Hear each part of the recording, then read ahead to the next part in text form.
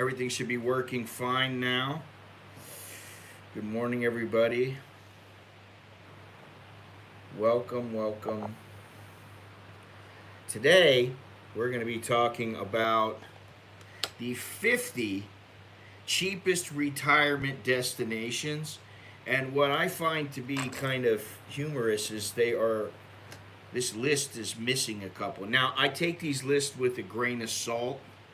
Really, I do. But when you look at multiple lists and you see some of the same places being shown in each particular list, then you start to get an idea that, hey, maybe they're copying each other or maybe they actually deserve to be on this list. Now, with 50, there's not many of these 50 cheapest lists, 50 cheapest retirement destination lists. But nevertheless, I figure this is a good list to go over because people are interested in going to places. For me, they're interested in places, if they're like me, they're interested in going places that provide a great value. It's not necessarily about being the cheapest place or the most expensive place or being the best place. Everything is perfect. It's about getting the best value. So, but first, the weather. The weather here, it's actually been kind of rainy and really humid lately. If you remember, it's been nice and cool, and it's still a little bit cool, but it's very humid, and it's been raining on a regular basis. It rained this morning, and it's stopped already, but it is supposedly going to rain more today, and then it's supposed to be sunny this coming week, so that's great. Today's January 23rd. It's a Saturday here, and right now the air quality is moderate. No, it's actually good.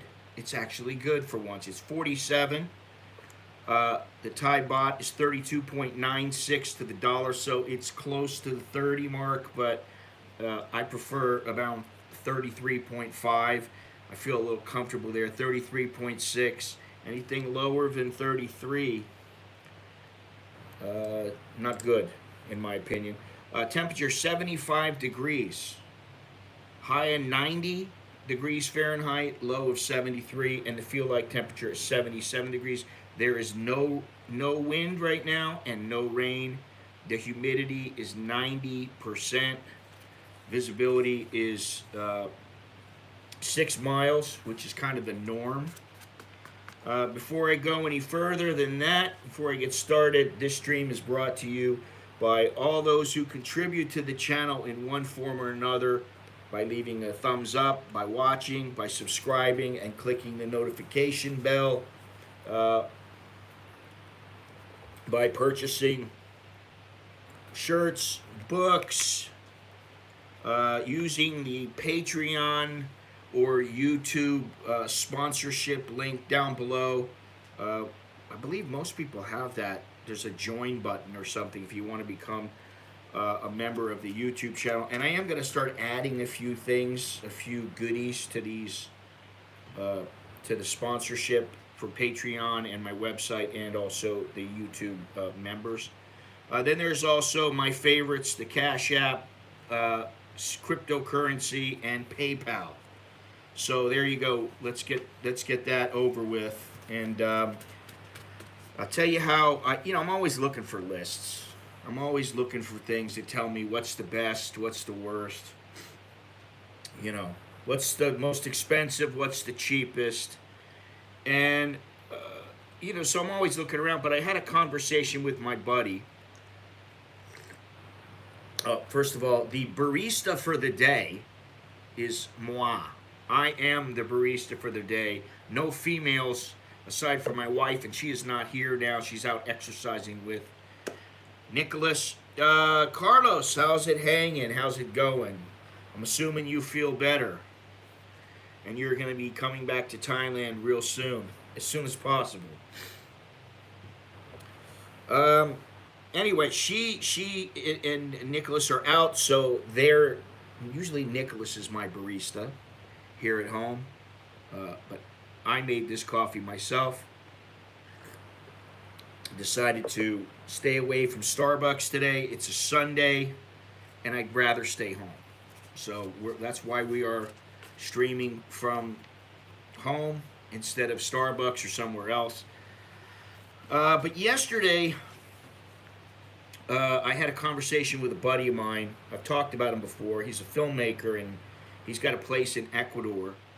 Lives in Southern California, but he's got a place in Ecuador, and he just raves about Ecuador and raves about the opportunities there and how welcoming the Ecuadorian government is to foreigners, which I don't know that I could say the same for the Thai government. And so, he's always telling me, you got to come here, take a visit, bring the missus, visit this place, and I'm going to go out on a limb and guarantee that you will not want to go back to Thailand. And I'm like, wow, that's a tall order to meet. But I don't really doubt him, because he's the one who got me started to come. One of the people who got me started to come to Thailand. He kept me motivated to come here, to make the move here, and to stay here and live here as opposed to staying back in the U.S. And so I don't really doubt what he's saying. And there are some things to be said for Ecuador as far as what's available to foreigners, and the fact that the government is more welcoming than the Thai government. Now, that got me looking. I've looked at Portugal, I've looked at Costa Rica, I've looked at Ecuador, I've thought about the family and all that. It's very difficult. And, as I told him, I said, if that ever happens, it would be in a few years. It would not be any time in the near future. It'd be 4 or 5 years from now, something like that. I don't know, I'm not sure. But believe me, the thought is in my mind, and I think about these things all the time. I'm always thinking of, is Plan B still Plan B? Is Plan C still Plan C? What would be good? And I think of it in a little more extreme ways, where I think, where do I want to die? Where is going to be my final destination? And it used to be that I thought about Thailand. I thought Thailand will be the place. I'm not quite so sure now.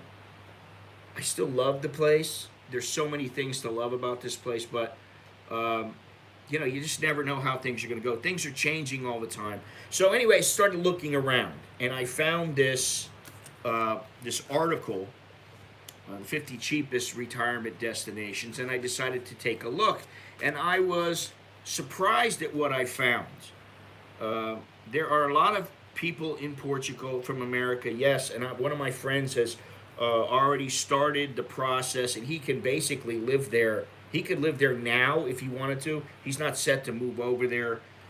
He's got some things to take care of. It might take him a year or 2 or 3 before he can go there, but he's already got himself set up there to where when he does move there, he's there and he's a resident. And that's much easier in Portugal and Ecuador. It's much easier to become a resident there than it is in Thailand, which is it's not all that difficult, but there are some little tricky things you've got to navigate through. And again, I don't know that the Thai government is as welcoming as, say, the Portuguese or the Ecuadorian government, who looks at foreigners as expats to be welcomed and that they value. So yes, it is, Gennaro. It is a surfboard on my T-shirt. This is a T-shirt from, what's the name of this place? Summer Bowl, the place where I got the acai, the fruit bowls. And I got a shirt from them a while back, so that's why I'm wearing it. Mexico is also very easy to qualify. Well, as I understand it, you need about $2,000 a month, which for some people that's a bit much. You need about $2,000 a month to be able to qualify. Whereas in Ecuador, you need something like $400.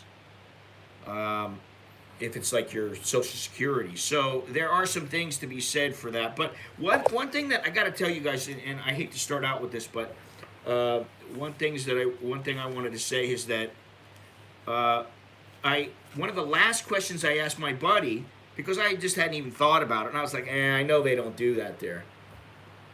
I said, do they have bum guns there? Do they have bidets there? Uh, what's the deal with that? Listen, I used to have a Portuguese American girlfriend. Her father was like, didn't speak a word of English. And we used to get some real good beef from him because he was a cattle guy. And she could speak some Portuguese, and she taught me a little bit and everything. I don't know. Listen, I don't know that I want to learn any Portuguese. I speak a little Spanish, I speak Thai, and I speak English, obviously. So I think for now I'm set on the languages. I could.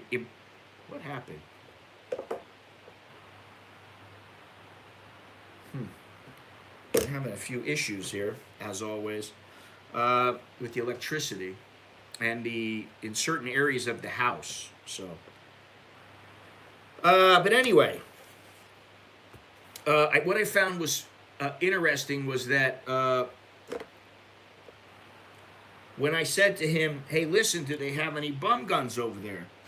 He said, "Well, I've had 5 bidets installed." He has a house and it has 5 bathrooms in it. I've had 5 bidets installed in my house. Several of my friends have also had them installed. And back home in Southern California, he's had the bidets installed in his house there. And so he's like, I'm set. And so he saw the light. And that light is the bum gun or the having a bidet, the water versus TP. It really is not debatable. I don't care what anybody says, the water is better. And for me, that is one advantage of Thailand is that they use water. Toilet paper, the shortage of toilet paper is never an issue here. But I found that pretty funny that he had went ahead and installed, I don't know if maybe the toilets were hard to find, that's why I didn't get them, or the bum guns, maybe the pressure, I have no idea. But he does have those now, and I thought that was pretty interesting that he went ahead and did that. So some people are seeing the light and they're going ahead and installing whatever necessary so that they can avoid using TP. So that was something that, I was loving that. When I saw that, I was like, he's seen the light. Now, our friend Chucky still has not seen the light. I don't know what the problem is. I don't know if he's just scared to have the water tickle his bunghole or what it is. I have no idea, but I really am going to start pressing him about using the bum gun here. So, TP is a pain in the ass, yes, literally, especially if you got, like some of that rough stuff. It might as well be sandpaper. And not to belabor the point, but it's been a long time since I had toilet paper, since I used toilet paper and went, oh man, this stuff is just nasty. The toilet paper is not soft at all. It's been, I can't even remember the last time. I just remember the thought of some coarse brown paper, looking at it and thinking, this is what I've got. So Carlos, I don't know, if you got a place there or whatever, but if you're ever going to spend any time there, yeah, and Gennaro, I know you're getting ready to move, but if you're in the United States and you got a place, or you're in wherever it is and you're using TP, make the change. You'll be happy you did. Once you go to the water, you will not go back to the TP. So there it is there. Now, let me just go over some of the news headlines for this week, the important things. There's not much. Basically, they're reinstating the test and go procedure for entering Thailand. And so far, by all accounts, this is from the media, this is from people that have been messaging me, nobody is happy about it. Sure, you don't have to quarantine for 2 weeks, but the fact that you have to test multiple times, and Andy, who is coming over here, our friend Andy, who is usually in the streams, or he'll be in the stream later, who knows, said something like it was costing him like $750 for the first night. $750. And then the fifth day was gonna cost him something like $700, or maybe it was 800 and then 700, something like that. Now, that's crazy, really. Just to pay a couple of $100 so that you can stay in the country, and basically you're stuck in the hotel. You're not allowed to go anywhere. You got to wait for your test. To me, that alone is enough to put people off. If you're testing before you go, okay, that's understandable by most accounts. Hey, I really want to go. All I have to do is do this quick test. Boom, I'm doing it, I'm gone. You get there, you're vaccinated, you go, hey, I'm vaxxed. They go, okay, one more test. All right, it's a pain, and for some people, the money is not that big of a deal.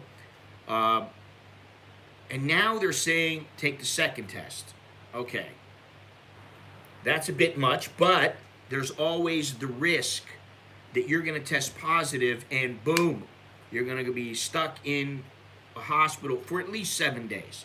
And that's going to cost you. So you figure it all out, and if you really don't have the money to go on you need to have the money. That's what it is. You're not going to be you're not going to get some backpacker who goes, listen, I'm traveling, I got a ticket for $600. I've got, $800 to spend for a week there. Those kind of people are gone. It's not going to happen. They can't come in. And I can tell you from what I've heard, Andre the Giant, he used to use the bathtub as his toilet to take a dump. The true story.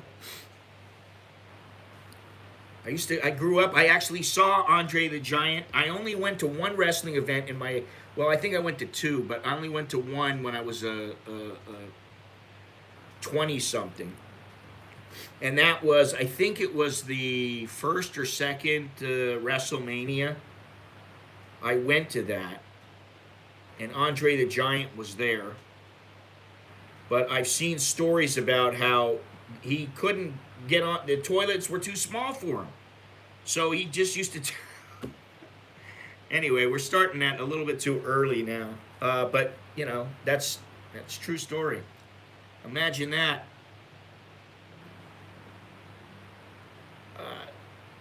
To me, it's kind of disgusting, but I mean, there's got to be another way. You will install a extra large toilet in the hotels where Andre the Giant is coming to stay. Any place he goes, he's going to have the toilet installed, and maybe they just leave it there. I don't know. They have a special room for him. I don't know. Anyway, let's get started with this cheapest countries to retire to. Time's a wasting. Retiring in some exotic locales can be cheaper than in the U.S. Well,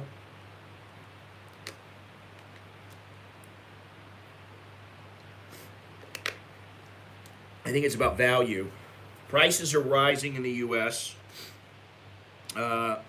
Just got off the phone with someone, and they told me, yeah, prices are rising in the U.S., and I've heard that, seen that, but prices are also rising here in Thailand. And the other day I said how I went and got some ground beef, normally 400 grams, 136 baht. Now 200 grams is 80 baht, so 400 grams is 160 baht. That's a 20%, almost a 20% increase. 20%. Pork prices are the highest they've ever been here. And still, it is slightly cheaper than the United States in many ways. Now, This list comes from GoBankingRates.com, and there are some criteria that they use, some metrics. Good morning, Mr. Dallo. The countries are ranked by four key affordability metrics, and each metric is measured against what you would find in New York City. Now, what I would say about the whole Togo, Africa thing, you almost never find Africa on any of these lists, and there's a reason why, and that's because of the instability, the danger, and while it may not be as dangerous as you may think, or as you may see in the news and those kind of things, there's a lot of poverty, and where there is poverty, many times there are problems, pickpockets, robberies, some of them violent.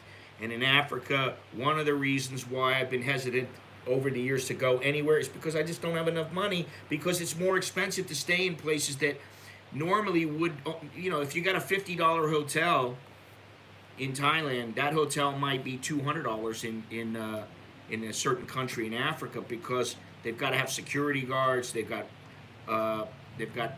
walls up, barbed wire. They got to make sure that the people are safe. The guests are safe. So, but the criteria here are cost of living index, average rent, groceries index, local purchasing power index, and their study also factored in quality of life metrics for each country, healthcare index, safety index, average temperature, and peacefulness index rank. Places are listed in reverse order, with the most affordable places to retire appearing last in the list. Okay, very good. Yeah, that's it. Let them eat cake. Well, they're eating crocodiles, so there you go. And to be quite honest, I don't really care about the pork. I mean, it's nice. It's nice to be able to eat, some pork belly. In fact, we had some pork last night. But we haven't been eating a whole lot of it lately, and it's really just because we just don't have to. We can eat chicken, we can eat beef, we can eat something else. It's fine. The thing is, Carl, as you say, things can ignite at any time, and I've said it many times. It's like, everything looks peaceful until it's not. Everything looks it's so serene. Oh, everything's so great. But then one thing happens, and then all of a sudden the people come out, and the next thing you know, there's riots, and that's how it works, in not just in Africa, but many other countries. All right, so let's see what it says here. Number 50. We're just gonna breeze through some of these. Number 50 is Cyprus, and it looks like Cyprus overall. It looks like the cost is pretty good, but and the temperature is pretty good, 66.3. But the healthcare is not the greatest, and it's also it's not all that safe. But anyway, I would go there, Gennaro, but I wouldn't go there to live. I certainly wouldn't go there to live. There are places in Africa I'd go there in a minute. Togo is nothing. Togo is like Ghana. It's a safe, relatively safe country. It's nowhere near like the Congo or the DRC or Central African Republic or Burundi. Those places. The Central African Republic tends to be pretty dangerous, and it's about, hey, you got something and I don't have it and I need to eat. So, number 49, the United Kingdom,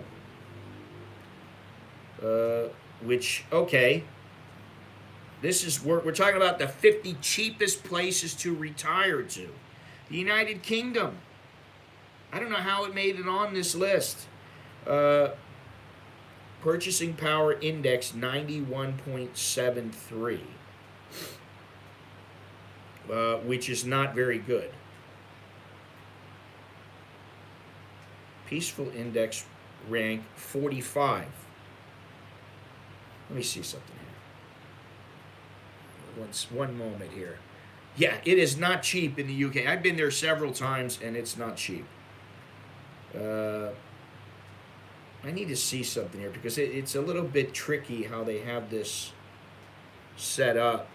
Cyprus, air assets of the river, closed and Buganzi, Democrats still let them be. Yeah, well, that's another matter. We get into that, we'll be here all day. And port purchasing power 91.73. So you can get a lot for your you can get a lot of things. There's a lot you can get there, but it's going to cost you.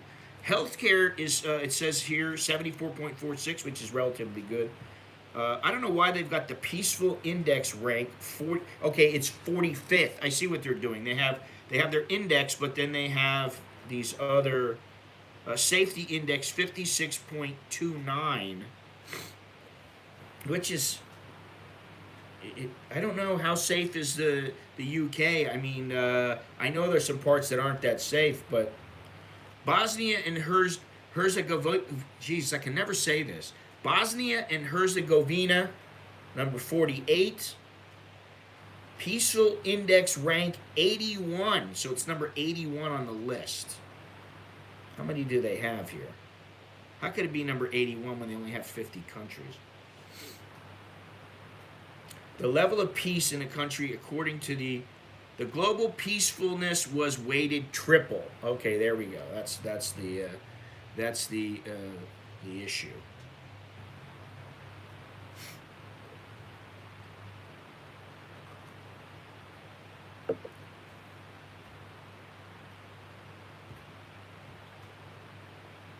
All right, so number 47, Georgia.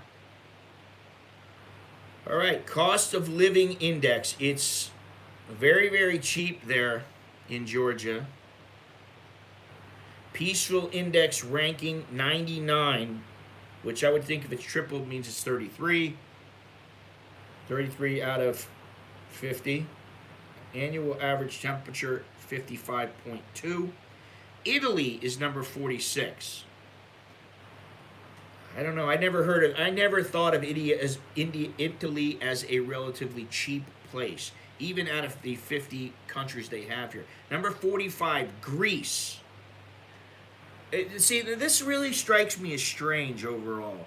Number 45 is Greece, but number 44 is Sweden. So Sweden is cheaper than Greece?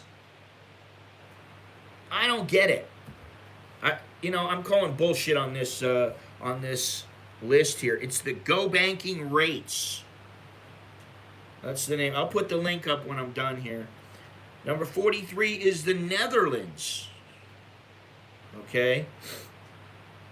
Grocery Index 55.87. Safety Index 72.38. Okay, so Safety Index, that apparently means that it is relatively safe. Peaceful Index ranking 17.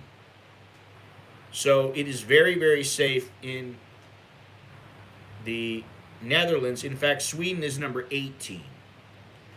Number 42, Canada. I'm not getting this list in their order. I am not getting it already. I think it's not just... See, the fallacy here, the error is the 50 cheapest countries to retire to. Okay, cheapest how? Cheapest simply by what the cost of living is, or is it the overall best value? And I think that's probably a better title for this, because this is not... There's no way in hell that Greece, that Sweden is cheaper than Greece. I just don't see that. Number 42 is Canada. Number 41 is Belgium. Okay, let's see. Peaceful Index ranking, 18. Number 40, Ecuador? Number 40? Sorry. Just like in Thailand, okay, here's the thing with Thailand. It used to be, oh, all you need is like $500. When I first came here, this is, almost 30 years ago. $500 will take you a long way, man, if you live here. Well, actually, it wouldn't. You'd be living like a local, and you would probably be able to make ends meet if you knew how to go about doing so here, if you knew the ropes back in the day. But it would have been difficult and definitely not easy, and you would have been longing for some of the Western amenities that you probably are accustomed to. I would say back then it's $500 to $700 just to get by. And really $1,000, and if you had a little apartment, and I'm not talking about you're married, you got a girlfriend, and you're taking care of her, or she's not working, or whatever the hell it is. I'm talking about just as a single guy. $1,000 back in the day, and yeah, you were okay, but those prices have risen greatly. Okay. Cheap is the. Let me put my glasses on. Cheap is the wrong title. Iceland is number one in the I believe in the Pierce Index. If you like freezing your balls off, in the Peace Index, yeah, Iceland is known as the most peaceful. And it's like, okay, well, why? What about some of these places where there's like 3 people in the whole country, or in the whole city rather? I mean, I don't know. That. So Iceland, I can't imagine there's. I don't know. I just can't imagine there's a whole lot of crime there, and there's not. But I mean, it's even. I've read about it, and it's said that basically it's virtually non-existent.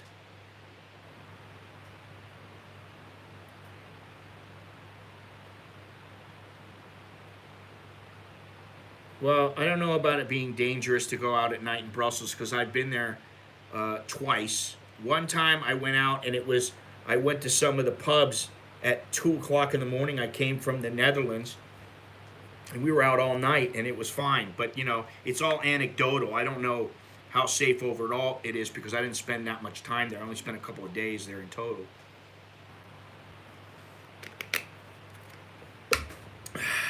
Let's go on here. Number 40, Ecuador. Now, I just find that really hard to believe. Healthcare Quality Index is 70.59. Peacefulness Index rank is 71. So that means it's somewhere around the middle, okay? Because if you were to triple everything like they say, that would be 150 is the maximum. So they're right in the middle. Costa Rica is number 39. So Costa Rica is supposedly cheaper than Ecuador. I don't believe that to be true, at least if you're looking at the financial aspect of cheap. Not and even with the value, I would say, from what I know and from what people have told me, and I know a lot of people who have lived in Costa Rica, and a few people who live in Ecuador or have spent time there, and I would say all of them said that Costa Rica is not a cheap place. And that's one of the things that turned them off about it. It's not the cheapest place, and it rains a lot there.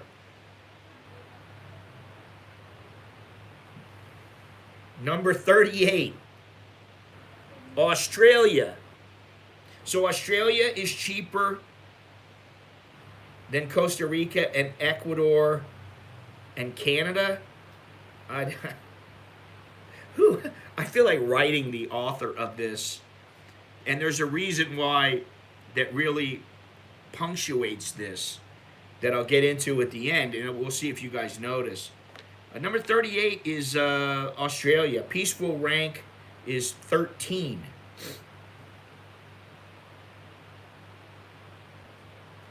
Number 37, Denmark. Actually, my buddy said to me, you know, if you remember when you first started going to Thailand, you did enjoy the fact that you could get laid as easy as going to 7-Eleven. And I was like, what guy, you know, in their 30s wouldn't, or 20s, whatever, or 70s, wouldn't like that? You know, so that is a alluring attribute of Thailand. Number 37 is Denmark. So Denmark is cheaper than Australia. I don't know that that's true. 36, Latvia. 35, North Macedonia. 34, Panama.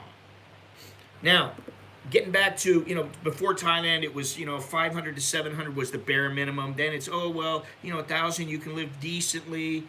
And then now, in my opinion, as a single guy who wants some creature comforts, you need about 1,500 a month, at least, really. That, I mean, just to kind of be comfortable.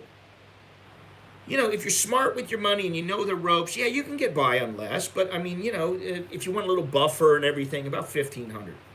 And a lot of these places, like Ecuador, you need about $1,500 to $2,000 a month to be able to live. And I'm talking about you got an apartment that's say $500, or a condo or a house $500, $600 a month, $400 a month. You know, you really don't want for anything, because if you're like, man, I can only go to the movies once a month. I don't have enough money. You know, what kind of retirement is that? You know, I mean, if you don't like going to movies that often, okay. But if you really like movies, then what are you there for? You know, maybe you should save up for a little bit longer or go somewhere else. So number 34 is Panama, and that is just ahead of the United Arab Emirates. I have no idea how that got in there.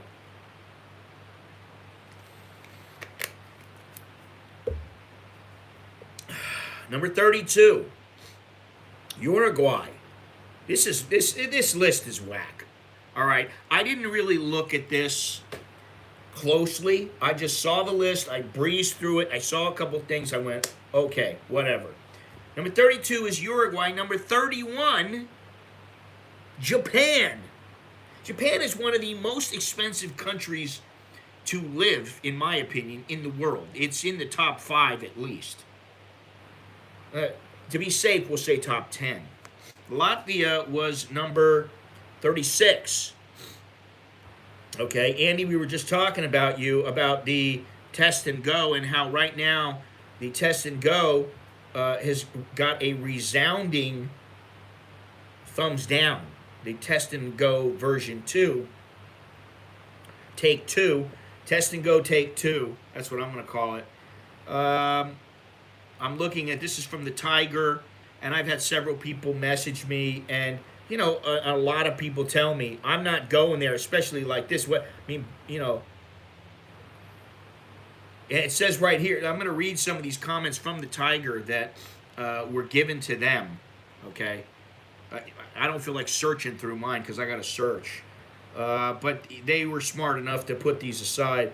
The current situation, budget, and short holiday tourists is limited at best. Then you add the constant changing of visa rules. It's not workable for a lot of tourists who need to organize trips months in advance. That is something else.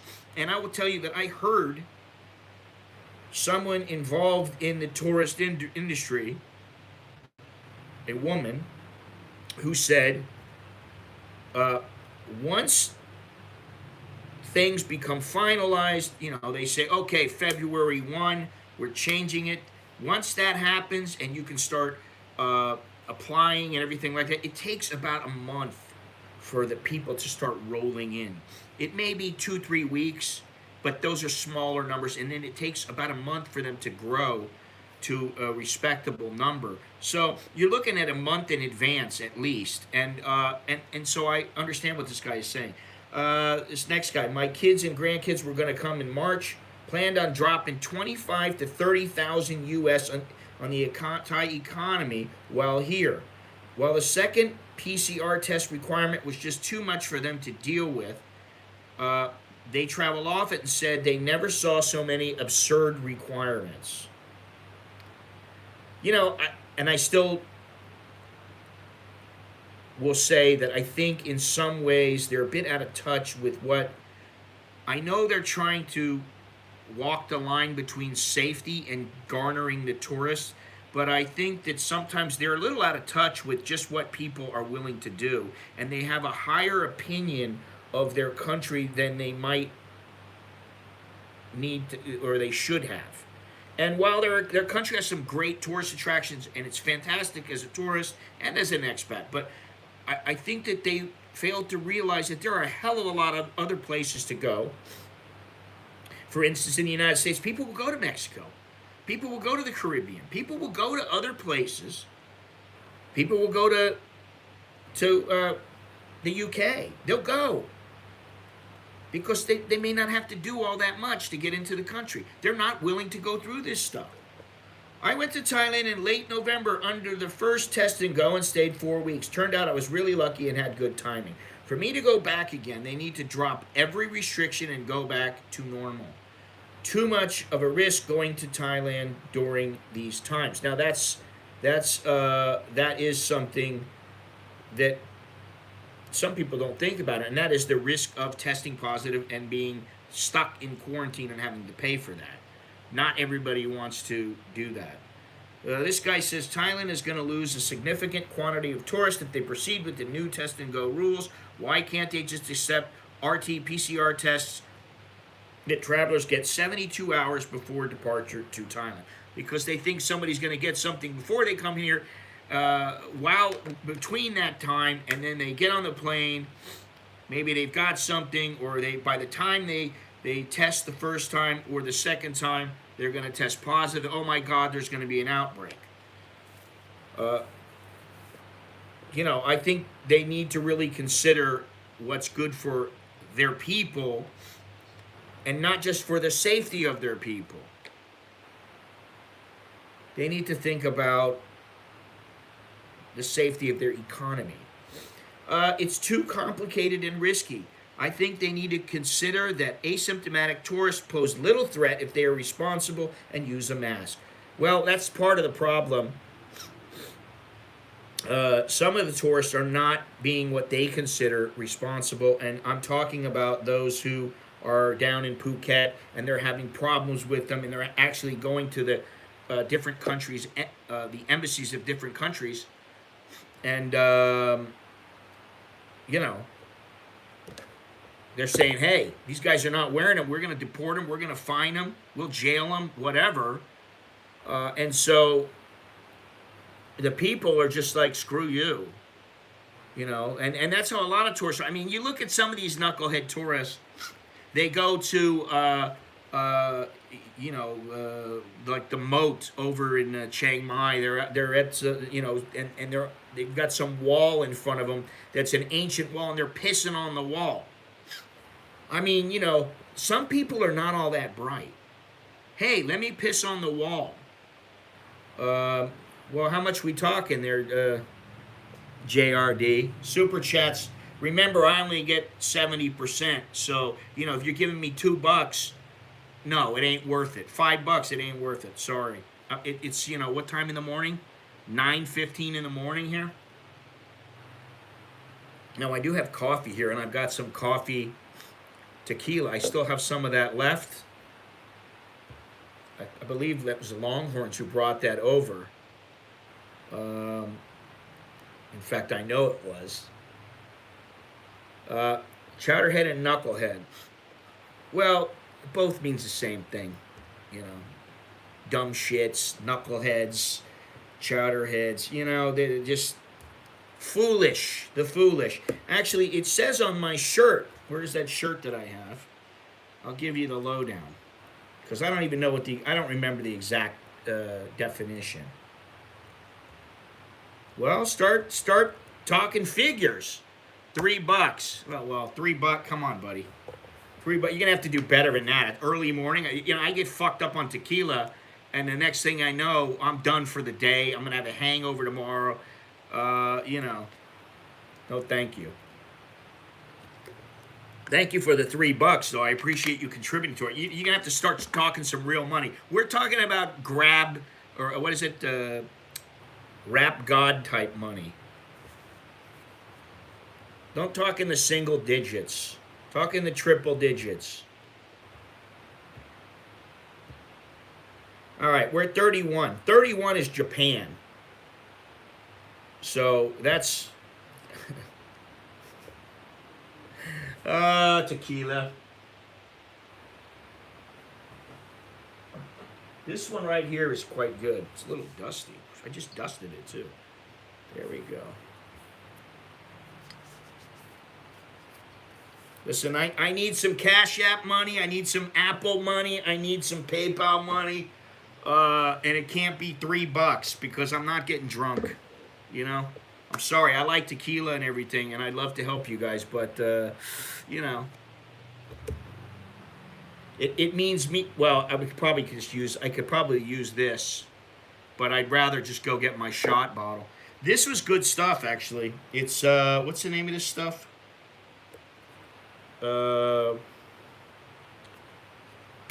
It's Ka tequila. This is good stuff. And there's some Patron. But I prefer the gold, but they have this one. I went through a white bottle and a brown bottle. Yeah, they're all gone now. I drank two bottles here.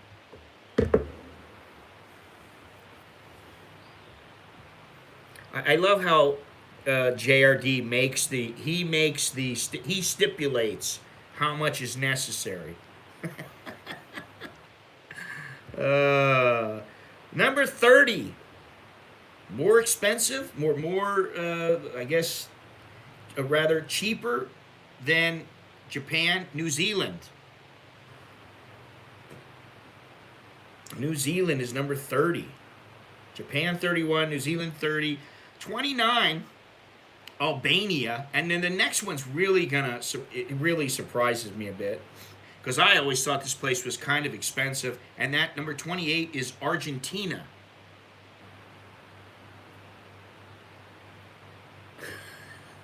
Oh, Dowlow. Listen, I'm not opposed to having a shot or two, but I'm not going to do it for, it's like I could do without it. I don't need any tequila. What the hell do I want some tequila for at 9:15 in the morning? But, like $50 for a shot? Okay, if I can raise that kind of money. Listen, I can't sell myself cheap. Respect me for that. And remember that $50 is $50 net. It's not how much you earn, it's how much you keep. Which is why I say Cash App, Patreon, Apple Money, Bitcoin, whatever. YouTube, listen, YouTube, as great as they are, they got some great things about them. Namely that they have millions and millions of videos, and they're able to host that, and people can watch stuff for dirt cheap. But one of the things is that when you're charging 30% of what is made, and thank you very much, Gennaro. Halfway? I think that's a tenth. I don't know. I'll do the math later. Was in Albania 2 months ago. I have to say, very impressed. 1 year visa on arrival. Awesome. Bastards. Capital Tirana is clean, walkable, affordable, nice beaches, mountains, foods, bars, women. Okay. I'm not worried about the women. In fact, I couldn't care less about the women. I don't want to think that way. But I understand. It's part of the equation. And I'll tell you again, I always mention this guy's channel, and I'm not affiliated with him. I don't get anything from him or anything. Probably don't even know who I am. But that guy from the Nomad Capitalist channel, he always says, go where you're treated best. And I think that's a good phrase that he uses. But I think that a better phrase is go where it suits you the best. Because just because you're treated well doesn't mean that you're going to love the place. You can be treated very well, and you go, I really don't like this about this place. I don't particularly like this. So it's up to you. But one thing that he does say is that Albania is a great place, and that I believe he loves the place. He's really into the place. But I've read really good things about it, and so if I was a single man, I guess Albania would be a place I would at least check out. In fact, one of my friends about 20 years ago, a guy that I met here and I got to know him over the course of a year, he was a student and he was like traveling around. Basically, he just traveled and he was trying to get he was doing a thesis and all this. And for some reason, he went to Albania. And I was like, what the hell are you going there for? He's like, this place is great. Wait a minute. Go fill the shot glass. I made $11.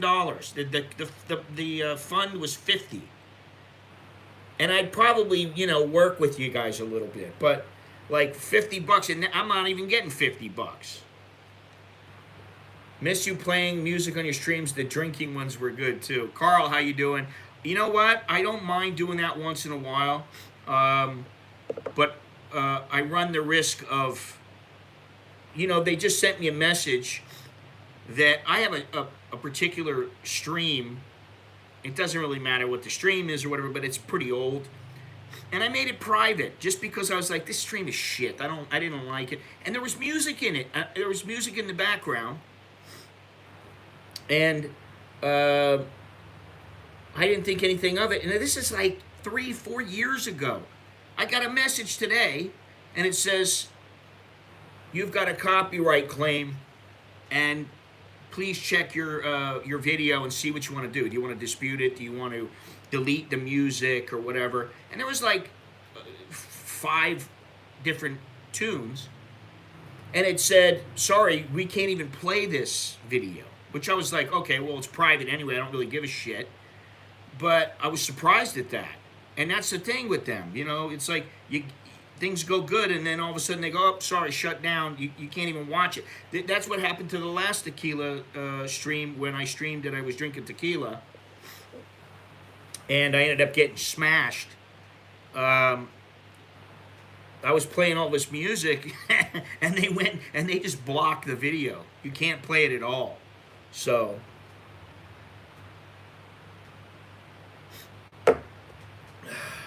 anyway, there it is.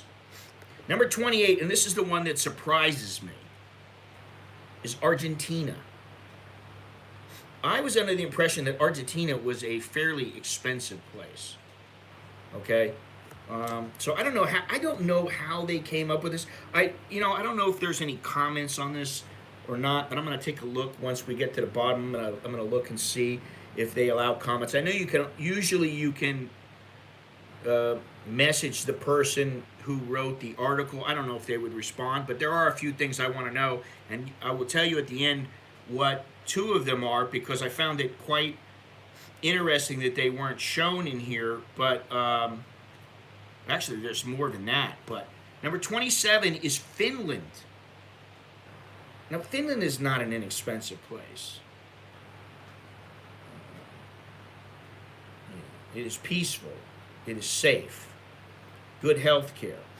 Grocery costs are relatively, they're about in the middle. Purchasing power, yeah, you can get a lot. You can get whatever you need there. Cost of living is relatively expensive. And the temperature, 40 degrees, average annual temperature. Number 26 is Tunisia. All right, that doesn't surprise me. Number 25, Serbia. That doesn't surprise me. Number 24, Vietnam. Now, I didn't see Vietnam the first time going around. I'm glad that it's on this list, because it should be on the list. I mean, listen, you get into a pinch in Vietnam, there's plenty of cheap food there. So, I mean, that place, and the hotels are cheap, the apartments are relatively reasonable, So for sure that place belongs on this list. Vietnam, number 24. And I'm not saying that the number is appropriate, but I do think that Vietnam belongs in the list. And that, yeah, that is a problem. And you know, that one thing that people don't think about, what is very important, is to know that if you're retiring in a place, especially if you're able to buy a house, like my buddy in Ecuador, he has land, he has a house. Okay, it's his. It's not 5149. It's not leased. There's none of this bullshit. It's his.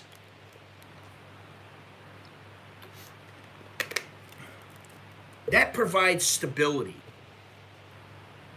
Okay, he doesn't have to worry. I mean, granted, you're in a foreign country. You know, there's always the chance that they could boot you out just because you're a foreigner. But that's probably not going to happen, barring any major catastrophe. So that's something, and they don't have that in Thailand. It's not in Vietnam. You don't have that in Vietnam. So that makes it a place where there is a little bit of uncertainty, and that is a big word in Thailand, uncertainty. You know, it happens. Things happen. Number 23, I don't get this one either. Germany? I mean, come on. Germany? Really? Here he goes. This is coffee. This is Patron coffee liqueur.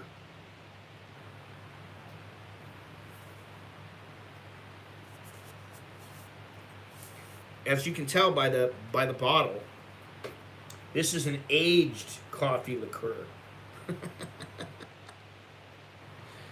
Oh man. See how this stuff smells. It's still strong. Ew. You don't want to see what's on my fingers. It's from the cork.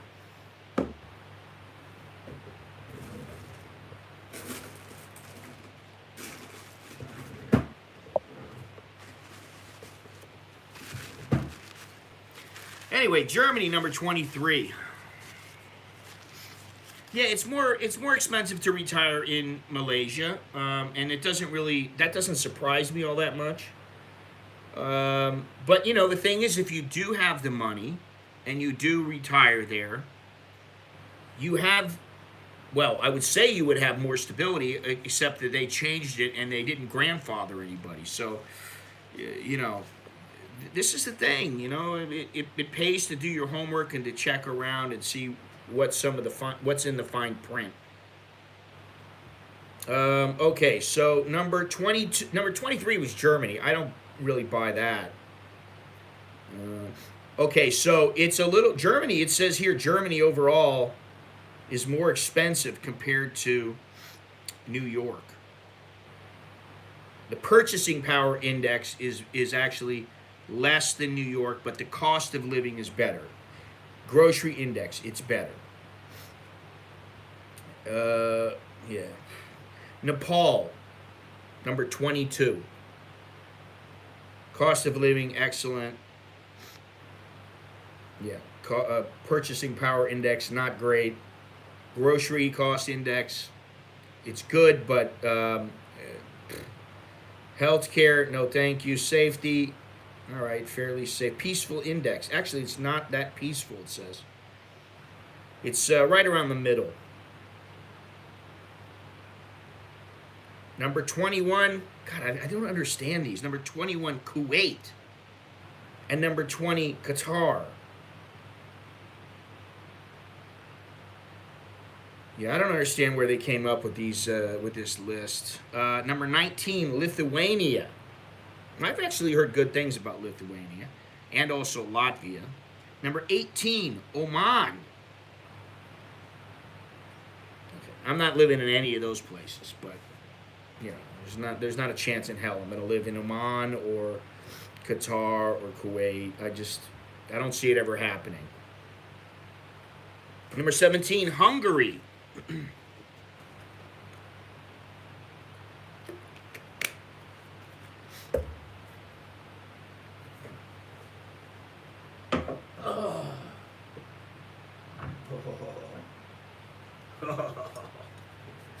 This is probably my favorite gold one that I have right now.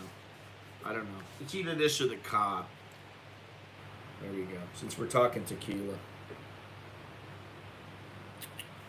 Roca Patron Anejo. 88 proof. Hungary, number 17. Number 16, Slovakia. No, Slovenia is where Melania comes from, right? Slovakia, I've heard good things about there as well.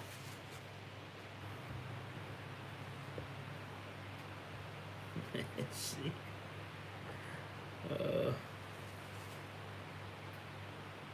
Well, I've been there, Andy. I put some videos up. I'll tell you what, I went with Chuck. Chucky and I were superstars, man. It was like, selfie, selfie, selfie. We couldn't get through. And there were people around, we couldn't get through anywhere. Hey, Gennaro, I'm sorry, but like I said, I'll be done. If I have one shot, that's one thing. If I have 2 or 3, that's it. Forget about it. My day is done. I'm not going to want to go and do anything that I got to do. I'll be laying around all day. So it shoots my day down. I mean, I'm not asking for that much, you know. I mean, it is 9:30 in the morning. I'm not a drunk. I don't drink much. And, you know, and yet I'm still a giver. I'm the jumping seal, the trained seal. But I got to have enough fish to make it worth my while. Budapest is somewhere I would like to go, but Bangladesh, would I go back there again? Yeah, I guess. I mean, I like the place, and they were really nice people. The people there were extremely friendly, really cool people. But, you know, I would rather go to Sri Lanka, honestly, just because if I was going to do a trip where it was like India, Bangladesh, Sri Lanka, then I would go. But if it was just like, okay, where am I going to go now? I'm going to go to Budapest, go to Bangladesh. No, I wouldn't. So, you know.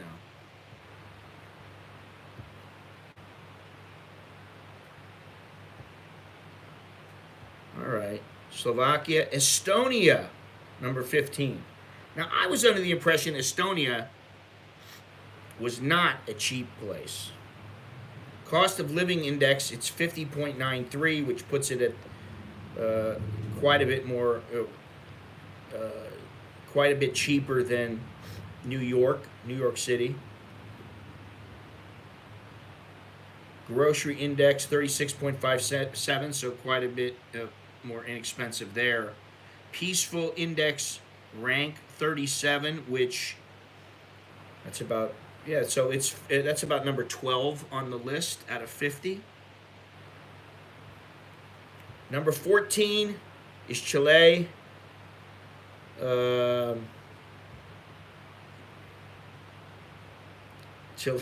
Chile and Argentina. I always thought that they were a bit pricey, those places.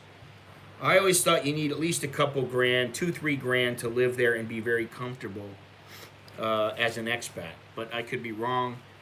I'm sorry, Bill. I don't see Chile as, you know, one of the better places to live for expats, whether it's a little bit cheaper or not. I don't know. Austria. Now, Austria is number 13. I always thought Austria was relatively expensive as well. I would choose Austria over Chile any day. However, I'm not sure about the politics there and, you know, the whole liberalism and all that kind of shit. I don't know. You know, I'd have to really research that because that can be a bit of an issue in a smaller country, if you know what I'm saying. We're going on your time. It's 1:30 p.m. here, afternoon shot. I know, but, you know, obviously not that many people really care because I'm not, like, exactly making a bundle of dough because I'm doing shots. You know damn well if I was to make $50, I'd probably do 2 shots. I wouldn't just do 1. So,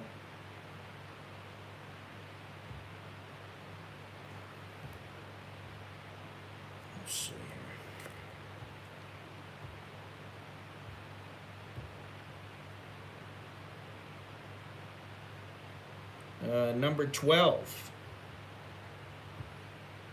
Number 12 is Poland. Now, Poland, you know, when I was younger, I used to work with a guy from Poland, and I found him a bit strange. It could have been me. And he had some good things to say about his country. And now, you know, I used to think of it as this place that was always gray. I don't know that I'm wrong about that, but I have heard a lot of good things about Poland.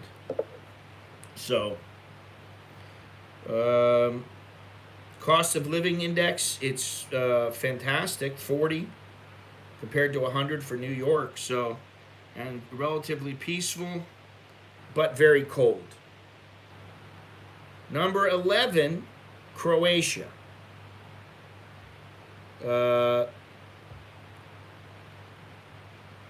Well, you know what it is? It's not that you guys are a bunch of cheap bastards. I understand being smart with your money, and you're like, what the hell? I'm going to give some guy on YouTube. I don't have to give him a dime. Everything's free. If I want, I can watch YouTube for free. I can get information. Okay, I understand that. But we all got to eat. We got to make a buck. And actually, I did say by CASHAPP, PayPal, or what the other one? Apple Money. Because they don't take 30%. So really $50 is only $35. Not to bitch and piss and moan and beat the dead horse, but you know, I'm just saying. I don't think it's that at all. I think really the people that watch my channel tend to be smart with their money, and they use that money to travel. What I need is some of those Robin Leach type viewers. You know, they're living the life of the lifestyles of the rich and famous. So, you know, they're like, oh, $50 for here. Have 5 shots. That's $250. But you know, I'll take what I can get. You know, it is what it is. You know,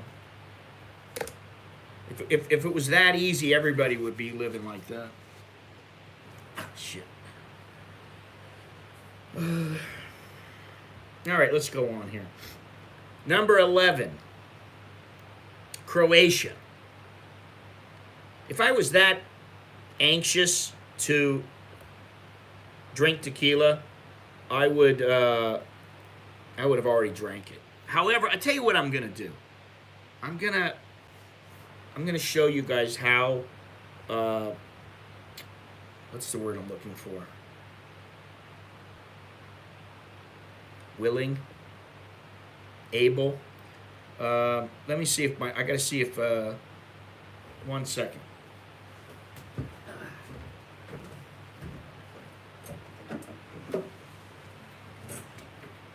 You guys back?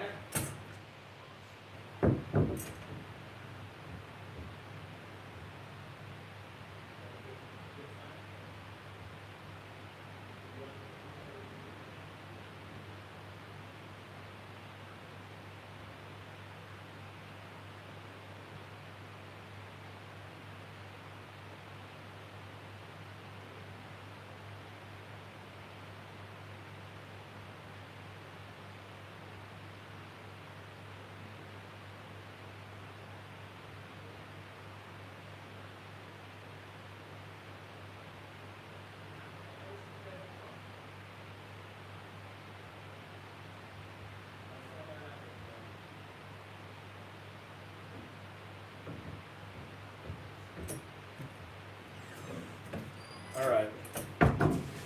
Here we go.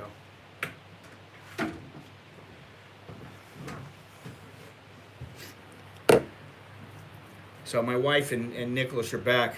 The wife says to me, I said, how far did you walk? She walked 12 kilometers today.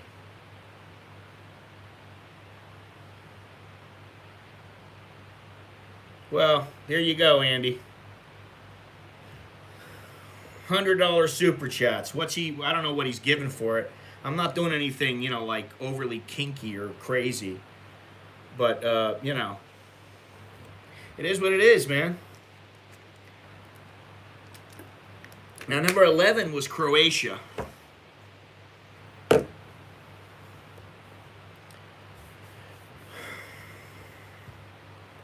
And that doesn't surprise me that it's that high up. I've heard fantastic things about Croatia, and actually, my mother took a cruise by Croatia, and she loved it. She went in that whole region, and she loved it over there. So I've heard good things about it. I've heard good things about people that live there and how they like it, and fantastic place. Now we're in the top 10. All right, top 10. Let me see something here.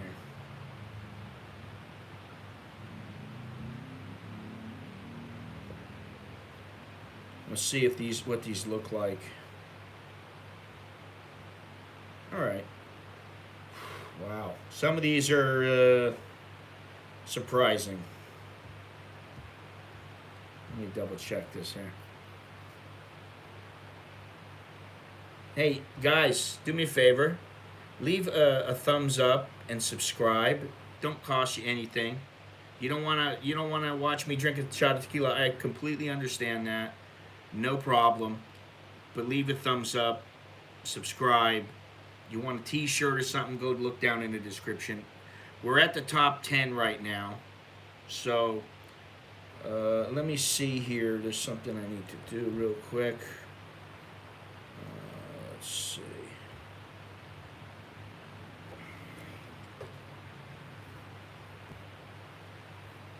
All right. Number 10. And I did mention this earlier. And it looks to me that this place has got some really good ratings. And I've heard some fantastic things about this place. And actually, my pal Steve over there at Steve's Kitchen on YouTube, he lived there for a period of time. Sri Lanka. And he did say to me, I think you would like Sri Lanka even more than Bangladesh.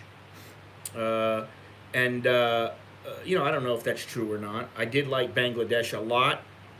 The poverty there was a bit, it was a bit harsh. There was some, there was some heavy duty stuff there, and I'm sure there is in Sri Lanka as well, but apparently things are quite nice there, and you get the value there is fantastic. So it doesn't surprise me that number 10 on the list is Sri Lanka. It is a bit hot there for some people. 82 degrees is the annual average annual temperature.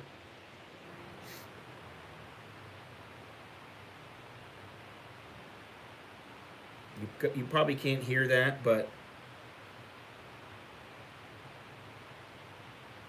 she's stuck. That's one of those people that walk by in a little carts, screaming at the top of their lungs. You get those every once in a while. We don't get them all that much anymore, but once in a while we do.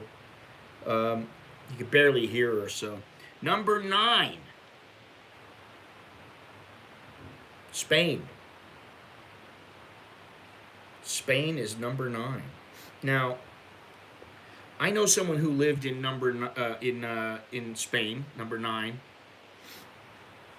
But this was quite a long time ago,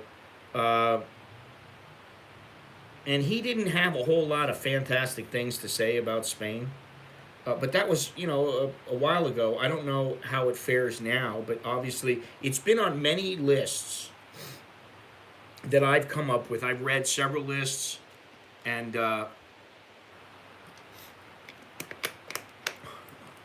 Sri Lanka is almost always, or Spain rather, and Sri Lanka are almost always on these lists. Cheap and people are super nice. Yeah. I suspect that it's much like Bangladesh, except that it's a bit more developed, and that they've still got that British influence there, and so there's something to be said.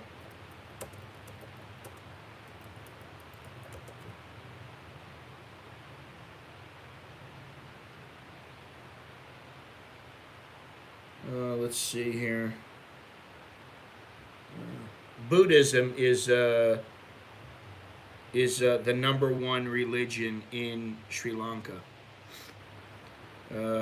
It's predominantly Buddhists. And then there are, let's see here, Hindu is 12%, Muslims 9.7, Christians 7.4%. Buddhists, Buddhism is 70.2%. So that's a pretty large percentage.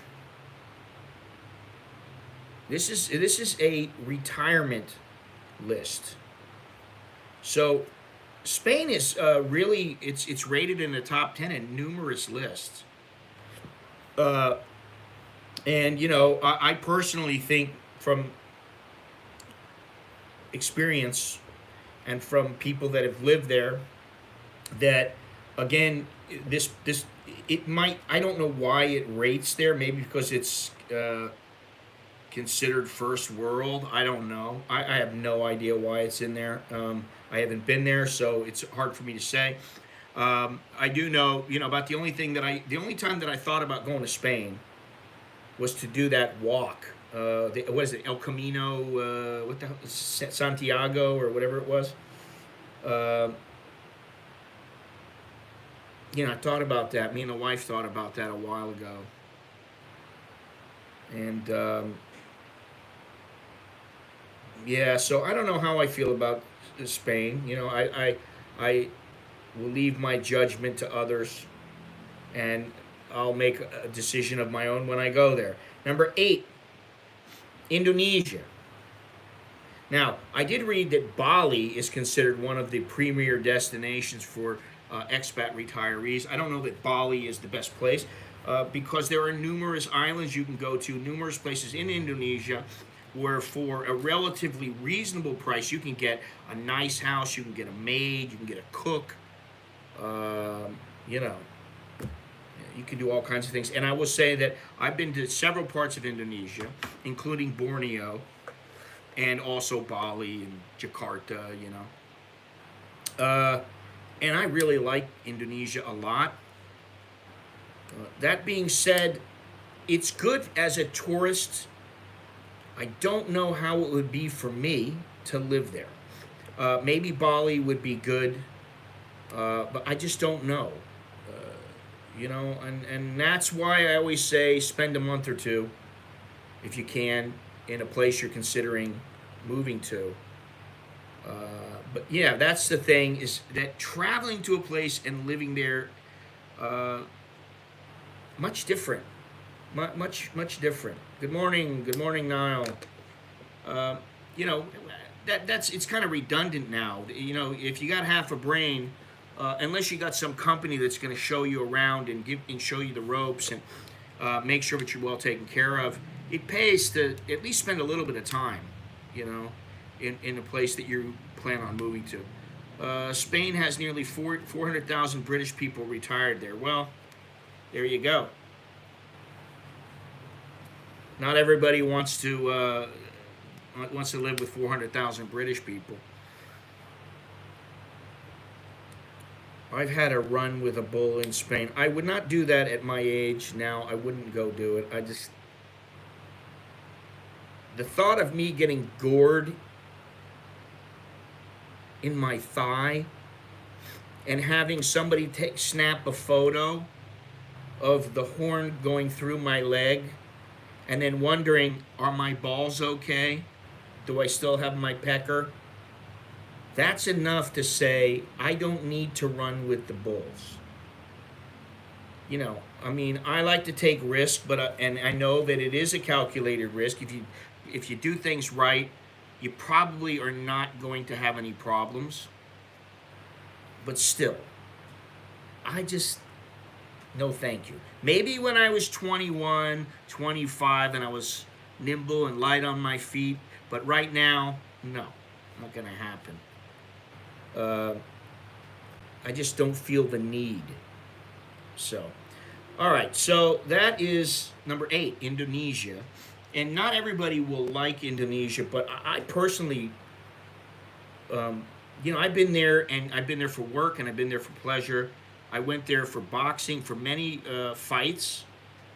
There used to be a champion there, a featherweight champion of the world, Chris John, who I got to know a little bit, and I got to know a lot of the journalists there, and they were fantastic. We had a great time when I was there. Then I've been back a couple of times when I just went for myself, and I went with my wife to Bali. And I liked the place, man. I really did like the place. Again, though, when you've got to think about, visas and paying rent and getting a place, and is it a place you like, and is it in an area where you like, and getting around, and not just using there. We used Grab, and Grab there was it was the best that I've ever had. Prices were, well, there in Vietnam, because there it was Uber. I think it was Uber. And then back when we went, Uber was in Thailand, but afterwards it got bought out by Grab. And Vietnam was Grab, and they were fantastic in Vietnam and Indonesia. Those were really good. I don't know that I want to do that as my main method of transportation if I live there. But Indonesia is still, say what you will, it's a great place. What is it here? Poland is good and cheap too. Polish women are sexy, nuttier than squirrel shit, but gorgeous. Yeah, listen, the guy that I worked with, I thought he was a bit strange. Nice guy, but it was one of those things where like you wanted to make sure you didn't say the wrong thing because you just didn't want to hear him go off. And he would go off, and I'd be like, "What the fuck is he on about?"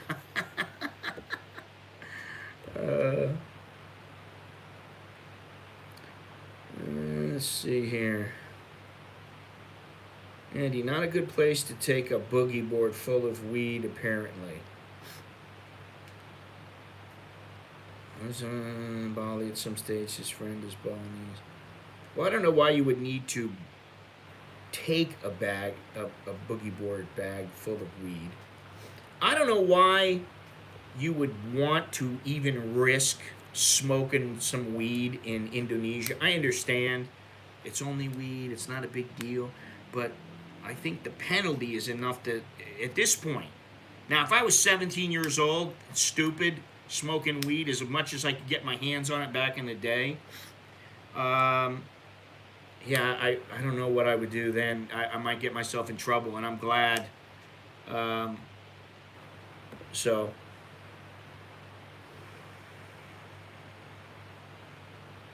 Nobody's going to go. I don't understand how they have Japan so high up on this list. I think it was 31.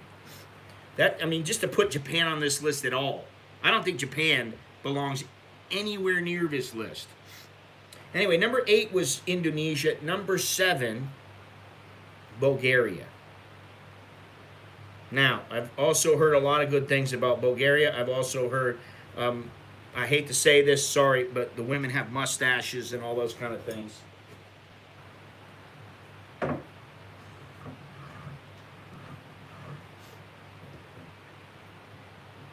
Now, I'm going to show you something. I've never drank this, and I don't want to drink it.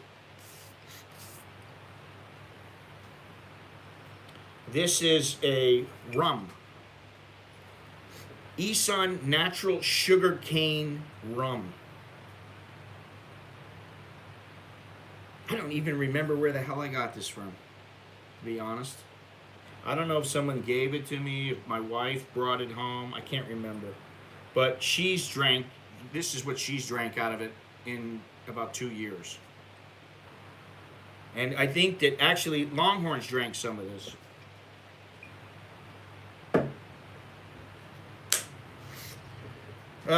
So Bulgaria. I don't know how many people have experiences with Bulgaria. I have not been there. I like Japan. I really do like Japan. In fact, every time I've gone there, I've had a good time. I did go there once.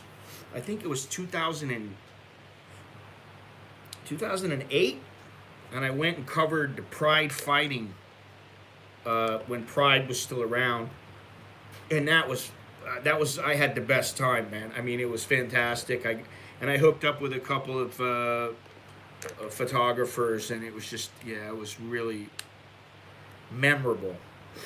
And going out at night, if you're not used to it there, it's can get a bit strange. Eastern Europe's been good.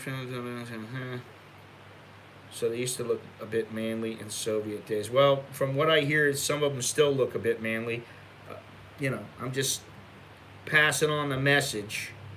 I don't know if it's true, and I'm sure there are some there that would take offense to that. So,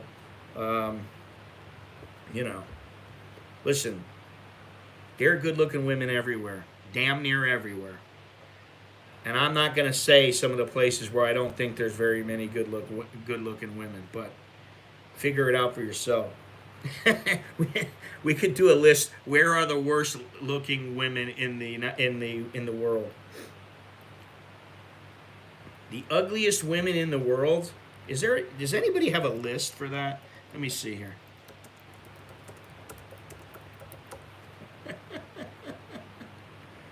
Oh God. Let me see here.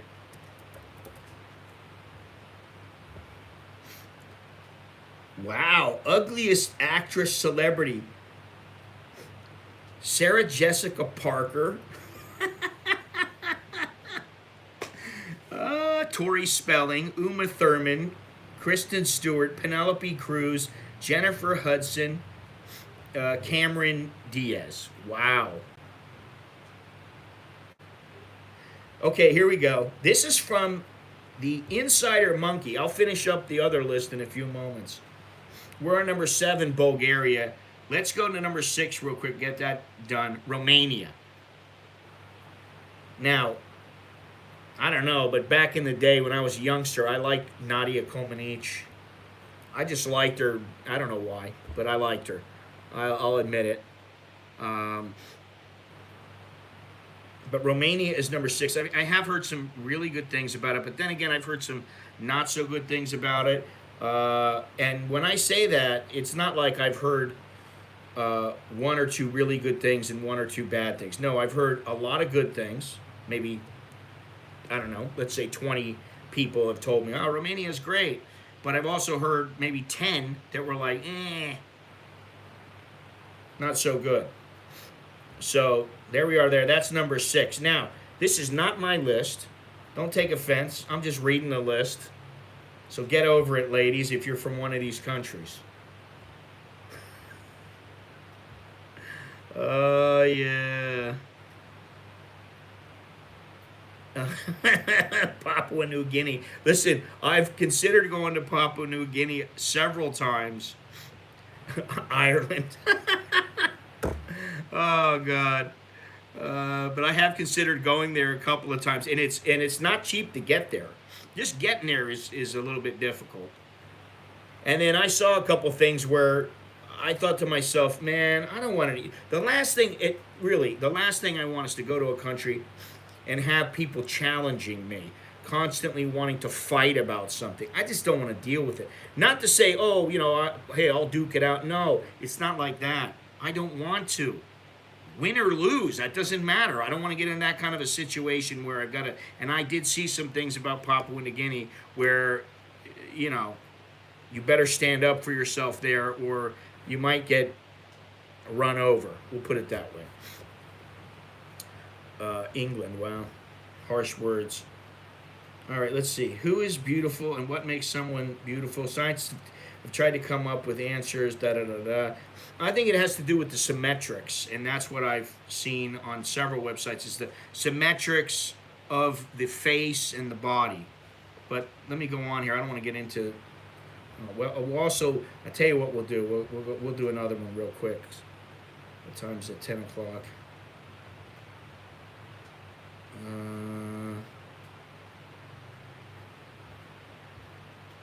Well, where's the list? Oh, here we go. Boy, they make it difficult.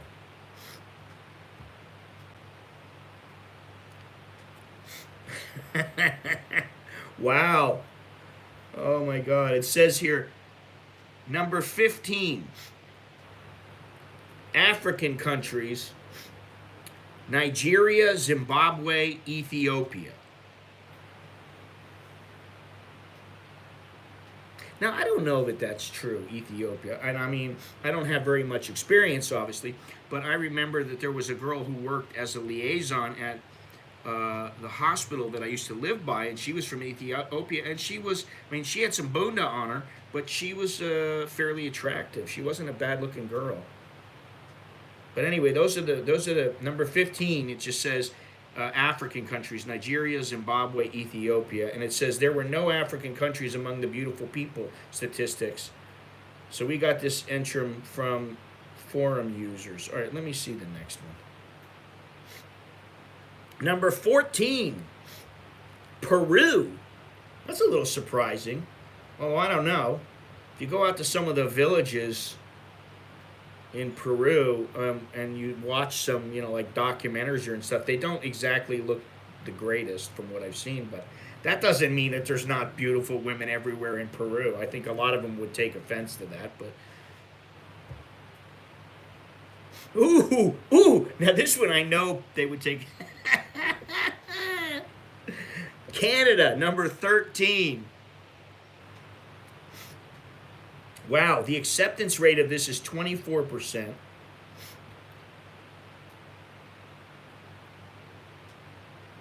Wow. Canadian women and men seem to be almost equally perceived in terms of beauty. Holy moly. So number 13. Number 12, Turkey.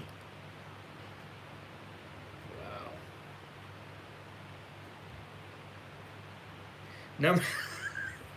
Number 11, and this happens to be, what was it, number 9 on the cheapest place? Spain. Surprisingly, Spanish men are viewed as more beautiful than Spanish women. Male users achieved an acceptance rate of 25%, while women came in at 22%. Looks like Penelope Cruz has set the bar pretty high. I don't know. Sometimes she strikes me as a bit of a stick woman. Ooh, number 10. You guys will love this one. Australia. Wow. With all those handsome Australian actors like Chris Hemsworth, you would think other Australian men are not far behind. Turns out they are, since only 20% of Australian men get accepted compared to 21% of women. Australia, number 10 for ugliest women. It's not my list, guys.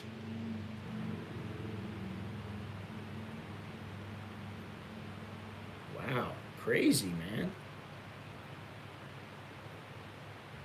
Number 9, Argentina. I don't know if that's surprising or not. I thought Argentinian women, like, they, had some beautiful women. Mexico. Number 8, Mexico. Mexico has the ugliest women? Wow. This is surprising to me just because, here you go. Listen, if you're moving to Portugal, don't go move there for the women, because Portugal supposedly has only 16% of the women were voted acceptable in Portugal. Portuguese women were not only labeled as ugly by the members of the beautiful people, but also by various forum users. On the other hand, we came across some that said this is just a stereotype spread by Brazilians, and that Portuguese women are gorgeous. Male population obviously had it better, since 37% of men from Portugal got accepted, and no one is spreading rumors about their ugliness. Let's see which women are waiting for next on the list of the country's ugliest women. Wow. Oh, now this one, sorry, but it doesn't really surprise me.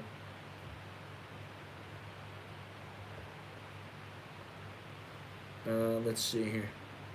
Mustaches and unibrows. What's an Aussie male nowadays? I'm surprised they rated this high, to be quite honest.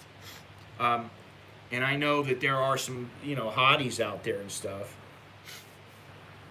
Yeah, I don't know about Myanmar, because from what I know, yeah, they're not, like in Thailand, you look around, you see some cute girls. In Myanmar, it's a lot more. They're not everywhere. Number 6, India.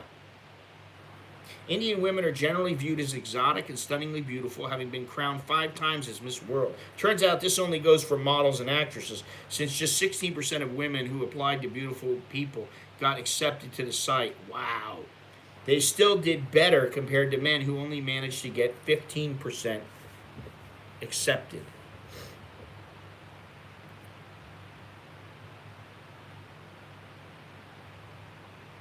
All right. All right, so now we're on number 5. Oh, I'm surprised about this. Number 5 of the ugliest women, Lithuania. We don't know about Lithuanian men, but women sure had it tough trying to get access to the site, since only 15% of them were approved. This is the Beautiful People site. Surprisingly, there is no data about other Eastern European countries. Number 4. Wow, this is a bit surprising to me. South Korea. South Korean models are causing a major buzz in the Western world for their unusual beauty. It turns out that the members of the Beautiful People are not really ready for that. That's a nice way of putting it. Accepting only 15% of applicants from the country. Men from South Korea did a little bit better, since 18% of them were labeled as beautiful enough. I have to ask Longhorns, did he apply to that website, and was he approved? Is he part of the 18%? Because he is part Korean. Number 3, wow, this is a little bit surprising too. Number 3 on the list of 15 countries with the ugliest women in the world. China. Both women and men from China are surely a bit depressed and angry with the Beautiful People site. Women especially, since only 15% of them got accepted. That's why Chinese women ended up on our list of countries with the ugliest women in the world. Like in South Korea, men got a better result with 17%. It looks like cultural differences strike again. Well, that's interesting, don't you think? Ooh, oh, this is going to piss some people off. Well, it might not really surprise them, though. Where do you think the number 2 place in the world?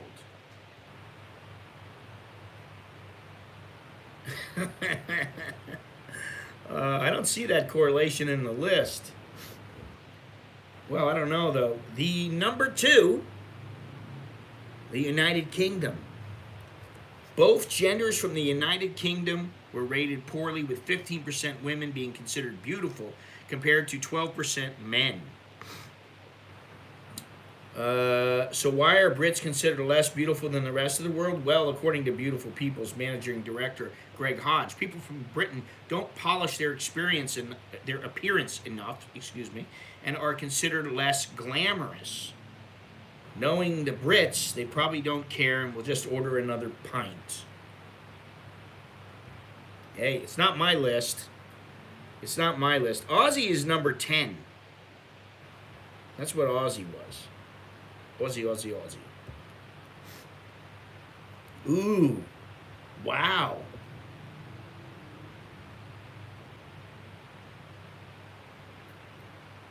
What is the number 1 country? Any guesses? The ugliest women on the planet, in the world, on Earth. The ugliest women on Earth. And you know, I used to want to go there all the time for Oktoberfest. And I never got to go. And you know what? I am kind of glad I didn't go. We're at the end of our list of countries with the ugliest women in the world, and it is safe to say that people around the globe don't have a high appreciation for German women. They are possibly viewed as a bit stiff and intimidating, like their chancellor, Angela Merkel. The opinions of forum users about the beauty of women from Germany were also not high. Obviously, they didn't hear about Heidi Klum. Heidi Klum, for being her age, I don't care what age she is, she looks really good, man. Or Claudia Schiffer. German men don't have much to be proud about either, since they only get 15% accepted to the site. There you have it, the ugliest. Now, I'm not saying whether I agree with that or not, and I'm sure they didn't include every country. I don't see any place like Fiji or Tonga or some of these other places where some people might not find the women attractive. So they don't have Bangladesh on there. Um, you know, so obviously they have a limited pool here to choose from. I don't know why they did it that way. Who knows?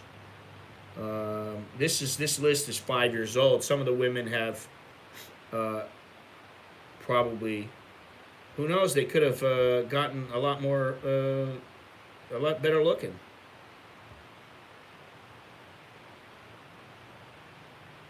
Feminists are unattractive. No, they didn't. It actually, well, they did, and then I went ahead and accepted it just now, so it should be up. Now let me get back to this list here, the 50 cheapest countries. I want to finish that up, and then we'll go. We got a list here. We got a little bit of time. I got a little time today. What happened to the? I guess it's working.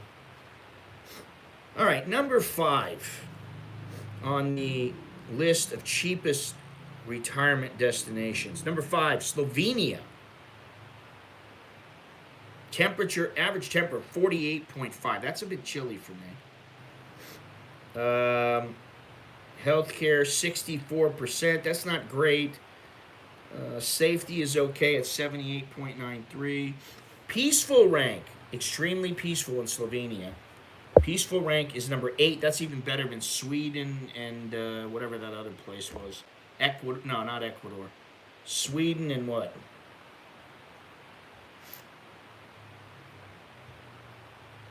Where is it? Sweden and the Netherlands. It's even better than those places. Canada got a number 6 peaceful index rank, so that's better than Slovenia, but anyway, so Slovenia is supposed to be top notch. Number 4, Taiwan. Now, I've been to Taiwan once. It was only for one day. Can't tell a whole lot in one day. I did like what I saw. I did like how they had their shit together whenever I needed anything. I liked it. Just everything seemed organized. It seemed well taken care of. But,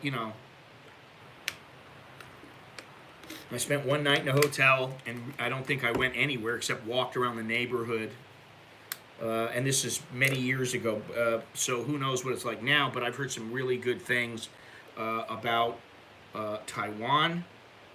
I'll put the links to everything in the chat and also in the description after I'm done. Number 3 on the list, the Czech Republic. Peaceful index is a 10, which is quite good. Cost of living is 46.15, which is also very good. Temperature 47.3. So, a lot of these places that tend to do well are cold. People are probably too cold to want to go out and commit crimes and get in trouble and do stupid shit. Too busy trying not to freeze their balls off or, whatever else they got.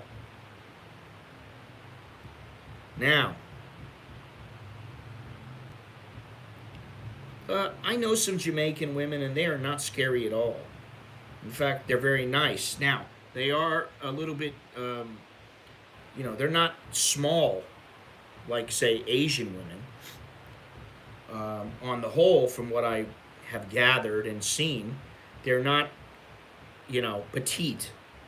And if you do get on the wrong side, I'm sure that knowing their attitude and mentality, they're more than willing to throw down. So, it depends on what kind of women you're dealing with. Now, I knew a lot of Haitian men when I was growing up because I used to work with some in this place. I worked in the summers. And they always treated me well, but I was, a teenager.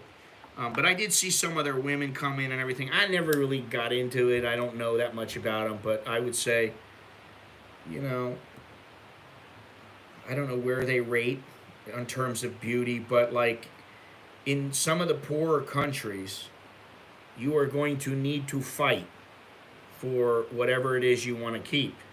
A lot of places, you just don't even think about having to do that. So, uh, listen, I spent a lot of time in Amsterdam and in the rest of the Netherlands, especially down there in Breda in the south. Never had any problems at all with the the Dutch women. In fact, I found them to be very forthcoming and straight, and they just say what they want and what they think, and I didn't have any problems with them, none.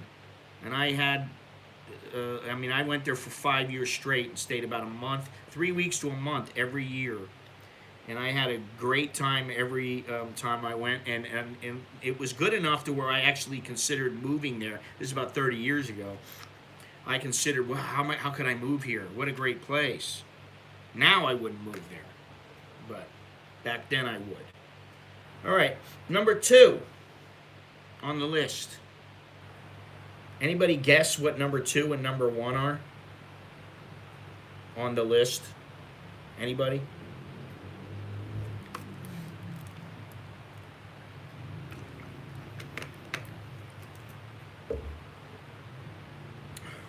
I know there is a lag here, but anybody want to give me an idea of what they think's number 2 and number 1?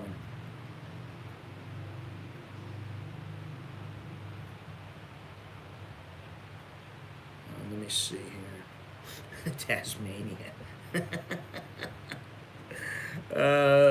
Pied Cup. That would be wrong. Yeah. You would be wrong, sir. Ireland. I don't know if you like redheads there. I mean, to me, that's the stereotypical thought is you go to Ireland and there's all these redheads running around. Firebush, that kind of thing. Now, I don't know if that's true. But hey, who knows? All right, let me do something here. I'm putting something up here. Let me since we already did these. Hungary. No, you would be wrong. You would be wrong, sir. Pied Cup. Okay, so let's see here. This is the. Let me see if I can do this.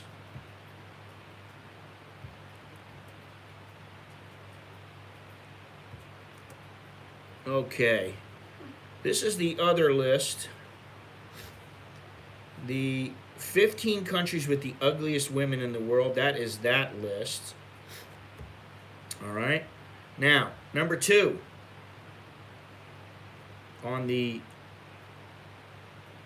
list of 50 top cheapest retirement destinations. Number 2 is Portugal. Which, I've heard good things about Portugal and all that. I don't know that it's the cheapest, but, I think it has a comparable cost of living to, say, Thailand. Just like Ecuador, their cost of living is comparable to Thailand. Now, number 1, numero uno. And this is one of many, places that is one of the normal places, one of the standard places that goes up as a great place for expats, and that is Malaysia. Malaysia. I don't know if that's still true, but here's the list. Okay.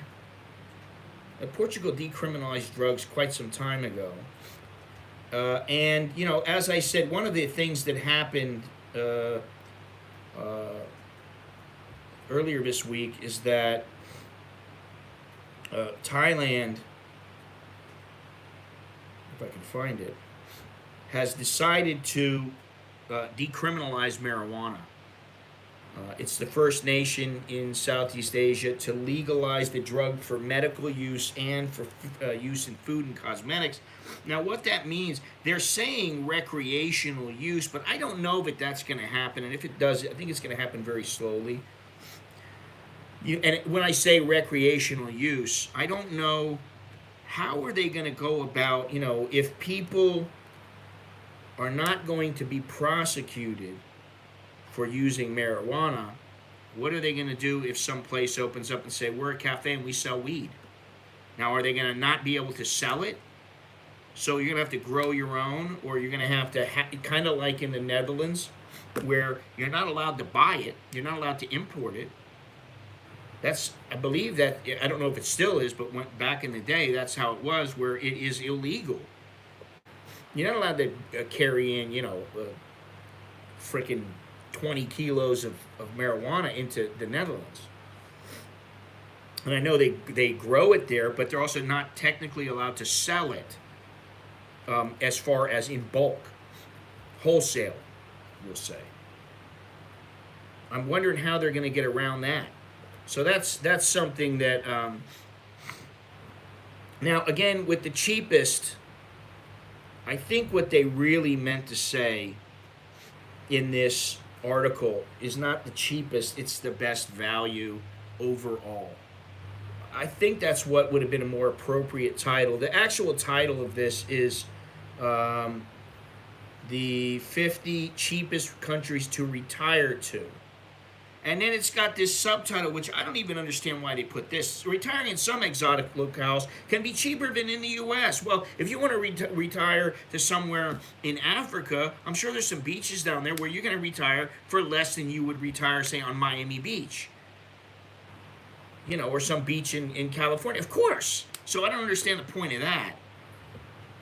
And I find this list to be severely lacking. First of all, it doesn't have Thailand on the list. It doesn't have the Philippines on the list. Doesn't have Cambodia on the list. So there's a couple of countries in Asia that I think are better values than many of these places. It also doesn't have a number of areas in South America. So, you know, does it even have Costa Rica? I think it did have Costa Rica, but I'm not sure. Yeah, Costa Rica is number 39. So, you know, I even saw a place, one list a while ago that said that Georgetown was one of the cheapest places for expats to retire. And I was like, Georgetown, do they mean Guyana? And then I looked and no, it was Malaysia. And I was like, wow. So, you know. Hey, Steve, how you doing? Ecuador was number 39 on this list. I think this list is seriously off, to be completely honest. Ecuador was it was not rated nearly as high as what I would think. It was number 40. And maybe it's because of the health care that is not considered the greatest. And also it says peaceful index rank, which has been tripled. 71. So that's about 24th on the list. That's almost right at the middle. 25, 75 would be 25, which is right in the middle of the list out of 50 places. Now, they've got 50 places. I mean, if they're going to pick 50, why don't they have some other areas? I mean, they do have places like New Macedonia, Latvia. They did have Panama. Panama was 34. Did I skip that? 34. Now, I don't know if they're trying to do this in any particular order or whatever. I mean, why would you put numbers if you're not trying to do it in an order? In some sort of a formal order. But Panama is always ranking as one of the top places. Now, I've been to Panama, and I liked it there. But I wasn't living there. So again, living in a place and visiting is much different. I actually met Roberto Duran there, and I used to have a real shitty. It was like a iPhone 3 or iPhone 4 photo of me with him, and it was so quick. The guy took a picture so quick, and it was in the dark that it didn't come out great, but it was good enough. You could see it was me with Roberto Duran, and he actually looked pretty good. I was surprised because he tended to blow up in weight and everything, but he was in good shape. But that's neither here nor there. I'm not going to move to Panama because Roberto Duran lives there. But they have a lot of things, and Belize is not on the list. And some people would think Brazil is a good place. Uruguay, I thought Uruguay was on this list. Let's see here. I thought it was. Now we do have another list to go over real quick. I think I got a little bit of time. And that is the 20 most beautiful women. The 20 countries with the most beautiful women. Colombia is not on this list. How can we forget Colombia? That also ranks very high with many places. Uruguay is number 32 on this list of places. But to put Japan on this list, Japan is one of the most expensive places in the world to live. Or at least Tokyo. You can go out away from the major cities and live for less, but it is relatively expensive. So, I don't know if I agree with most of this list. It's a bit spotty. We can put it that way. It does have Vietnam on the list. And so, I think it's lacking in many ways. There are several little glimpses of hope. Like they put Vietnam on the list. However, they got Chile as being cheaper than Vietnam. That's just ridiculous. They don't have Thailand on the list. They don't have the Philippines on the list. Listen, if they're going to put Japan on the list, why not put Hong Kong on the list? Hong Kong, for those people, and I know you know it, Steve, but and I spent 4 months there, and I can't say I lived there per se. I mean, I was staying in a hotel, but I spent enough time there to kind of get a feel for the place, and man, it's a nice place. Take away the Chinese government and their iron fist method of dealing with lawbreakers, or what they deem to be lawbreakers, the Chinese government, and it's a great place. And South Korea, it wasn't cheap, but it wasn't overly expensive. I stayed in. I've been there a few times, but I've only stayed there twice. And one time I was on Jeju Island, and I stayed there for about 10 days, 2 weeks, something like that. And I had a hotel. It wasn't more than about $80 a night, and it was a nice hotel. So, it's all subjective. I feel that this list is really lacking. But let's go. We did go to the ugliest women. We did do the 15 countries with the ugliest women in the world. And, I believe it's a good idea to have it, or at least to be able to show that you have reserved something, Andy.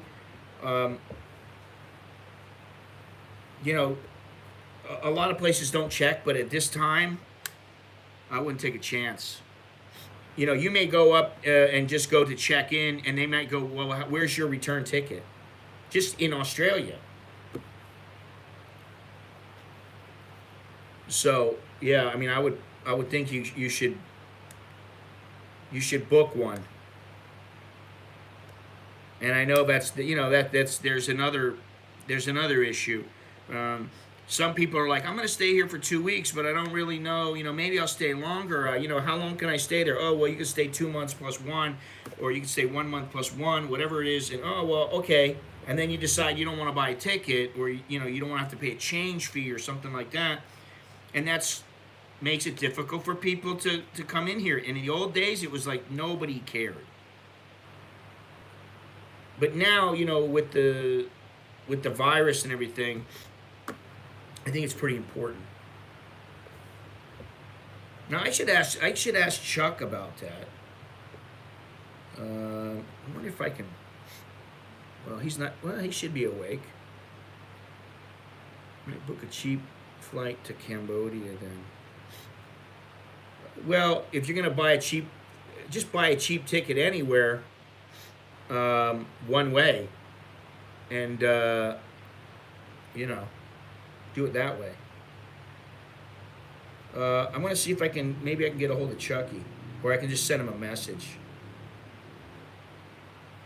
and I'll ask him. Does he have a? I'm sure he has a round trip ticket. Okay. Yeah, it would be nice if I got a lot of thumbs up. It's good for my already bloated ego. Oh wow, what's all this?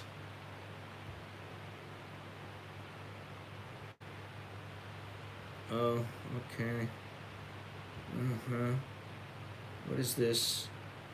Pathia Bob, we have been lied to. Exaggerations of the. Oh, God. Since you're talking about lists today, oh my God. I got so many of these TikToks from Longhorns. The countries with the most prostitutes. Let's save that one for the next time. I want to do the most beautiful women, but let me get to Chucky. Can I just call him? Let me see if I can call him. Oh, well, I don't have the. Hang on here. Let me set this up, and I will ask him. I'm almost positive he has a return ticket.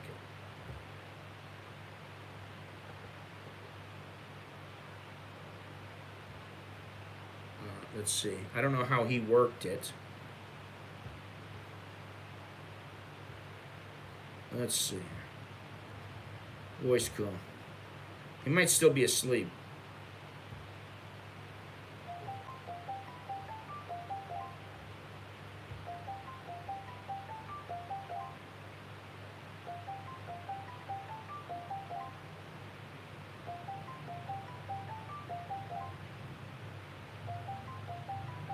I'm going to say he's still sleeping.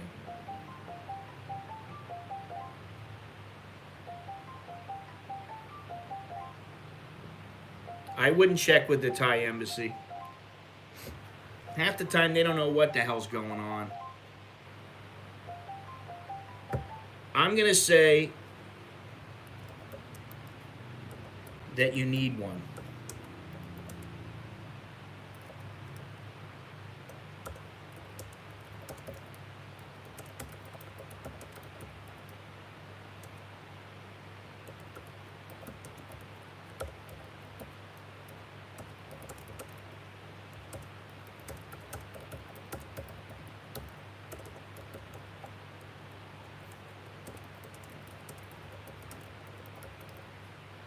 All right, I sent him a message, so we should be able to find out.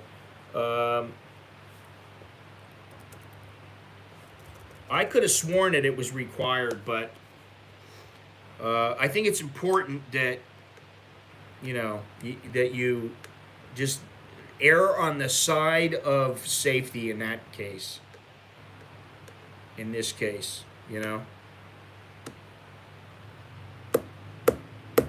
you can contact the embassy, but what I find quite often is that the embassies, all of them have different information, and therefore you may not always be getting. One place might tell you one thing, and another thing will tell you something completely different. So that's why I say error on the side. Never give them a chance. Never put yourself in a position of disadvantage, and I believe that in this case. I mean, if you want to, there are ways with the travel agent that you can book a ticket, and you just show that you booked it, just so that you can get into the country, and then you cancel it, and you don't get charged for it. So, I mean, that would be the way I would do it.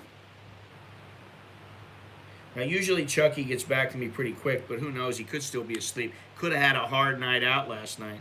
Chucky's the little social butterfly party animal, so he sometimes sleeps in late. The only reason that he came to the stream the other day relatively early is because he wanted to be on the stream.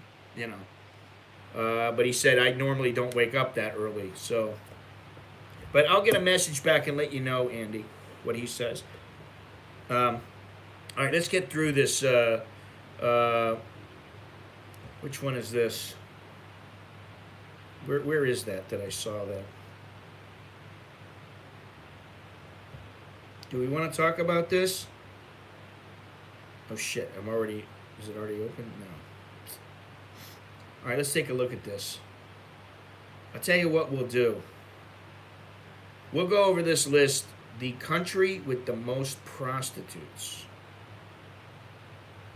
Okay, the countries with the most prostitutes total. There is a list of 20. And this list may or may not surprise you. All right, let's go over that. Let's go over this. Let me. I gotta do something. Let's see if I can shut this down. Here we go. Thank you, Patty Bob, for this list. Thank you for making my channel the highbrow channel that it is. Oh, you want the pretty gals, not the prostitutes? Well, the pretty ones is easiest to go over. I can do them both, all right? I can just bang them out.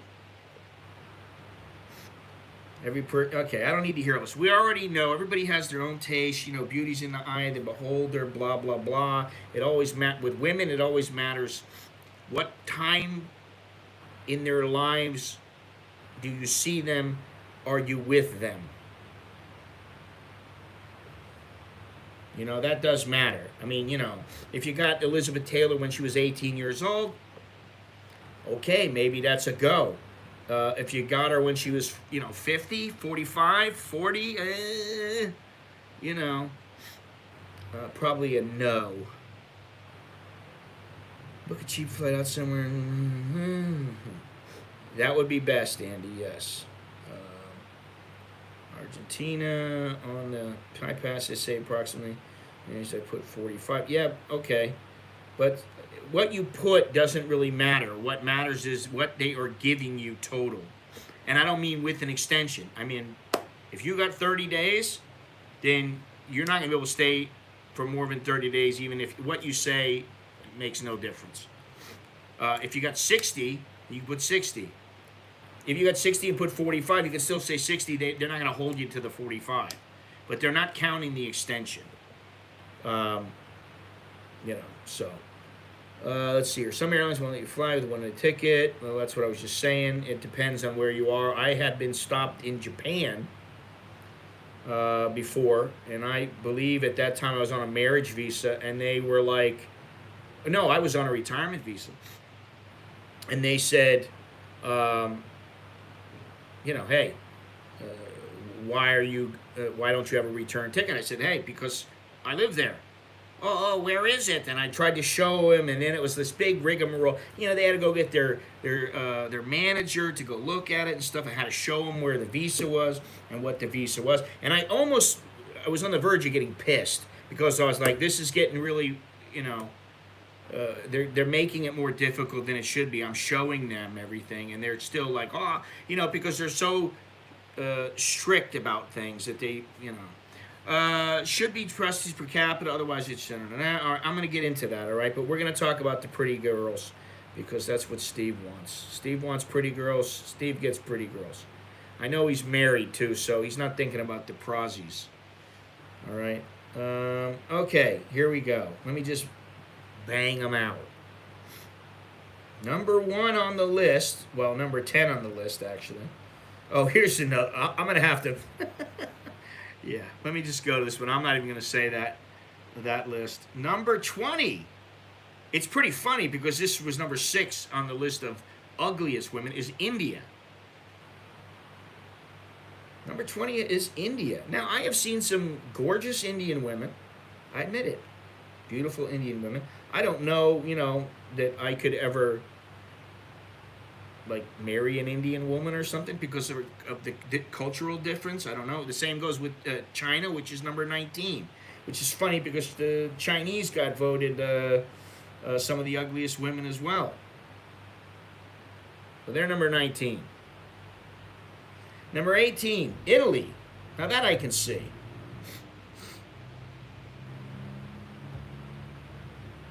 Maybe it's just me. Number 17, Czech Republic. Yeah, in China, that's the thing. It's so big, they damn sure better have some good-looking women in that country. If they don't, you know. Number 17, Czech Republic. What? Yes? I'm streaming. What is it? Hey, are you in your underwear or anything? Okay, well then what is it? Stick your head in. Got like plaster? Huh? Plaster? No, I don't know. I have to look for it. Is it real? Are you bleeding a lot?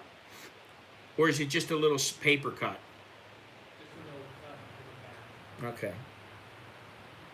You figure it out. All right, I'll get to you in a little bit. I'm sure it's not that bad.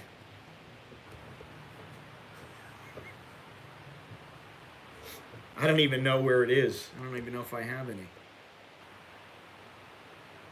Hang on a second. I don't want to leave the kid bleeding to death.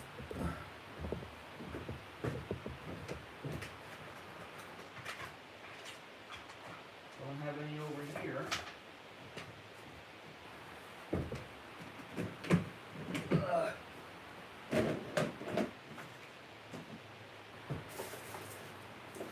Alex!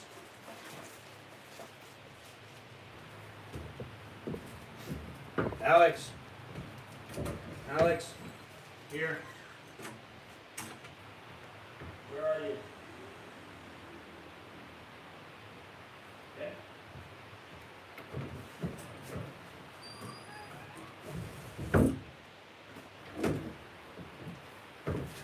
All right, there we go. Number 16. The Philippines. What is going on with this air conditioner? Number 16 is the Philippines. Pour some tequila on it. Yeah. Ukrainian women. Well, you might have a Scandinavian women. Yeah. You know, beauty on the outside. Okay. But with the Scandinavian women, you got to be careful what you're getting. You know, you getting some ultra liberal chick, or what? You know, what is it that they got? Well, I know him, and if it was bleeding really bad, he would be like, "Hey, it's really bad." But when he says, "Oh, I got a cut," it's probably like a little paper cut. It's like he could just, you know. Well, I thought it was my wife, but you know. Anyway, he's taken care of now. Let's get back to the important stuff here. Beautiful women. Number 16 is the Philippines. I would say that on the whole, from what I've seen, Filipino women are, I would classify them between beautiful and cute. I don't think of them as like gorgeous women. I just don't. Number 15 is Spain. Okay, maybe. Yeah, all right. Maybe I see it. It makes sense. Spain, Philippines. Makes sense. Number 14, Ukraine. There you go. Yulia Volodymyrivna Tymoshenko, who co-led the Orange Revolution and was the first woman prime minister of Ukraine. She displayed inner beauty through achievement. Oh, okay.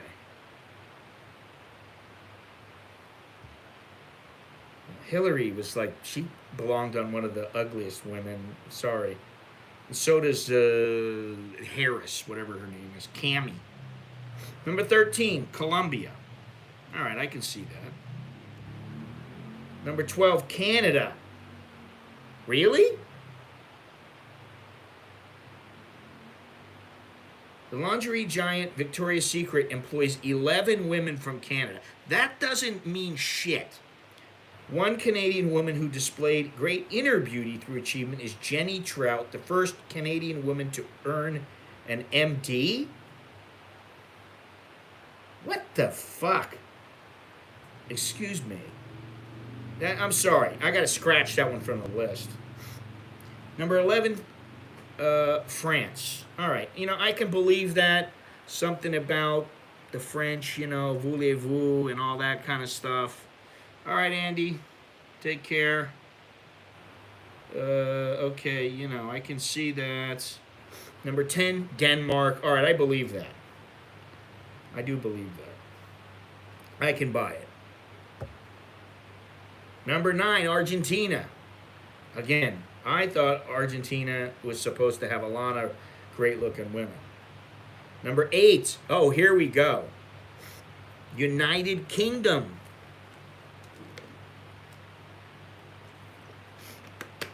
So what wasn't the United Kingdom number 1 on the list of the ugliest women? Or no, it was number 2. The United Kingdom had the dubious number 2 ranking on the ugliest women in the world, and yet they're number 8 on the most beautiful women of the world. Number 7, yeah, bad teeth. Number 7, Netherlands. Okay. Dutch women, yeah, they tend to be a little bit big, but okay, whatever. Not all. Number 6, Russia.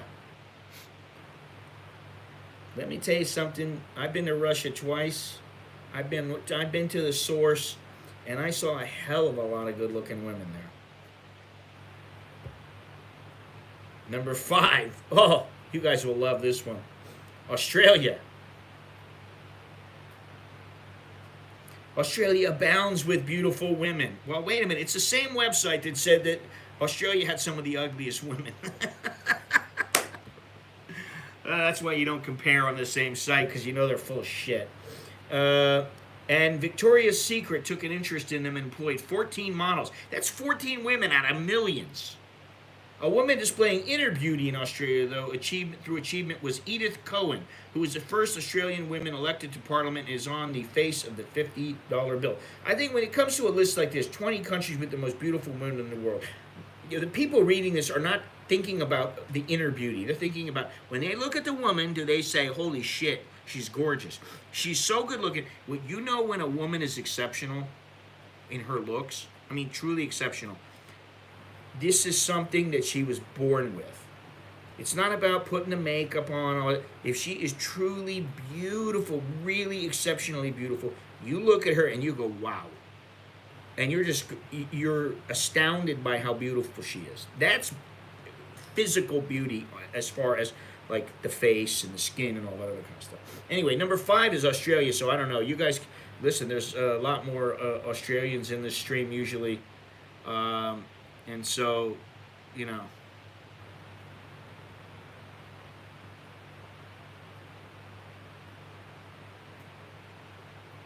don't know what the hell.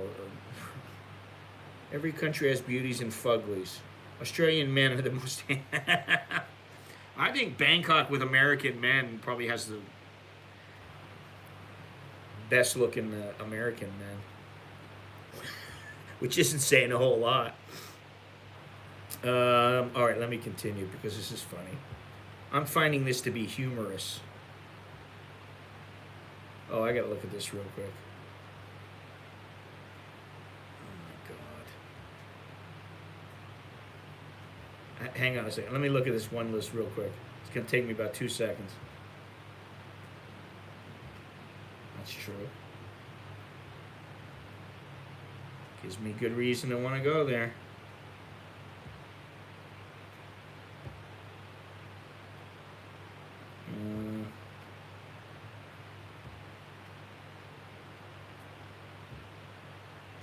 Okay. All right, so let's get back at it here, guys. Sorry.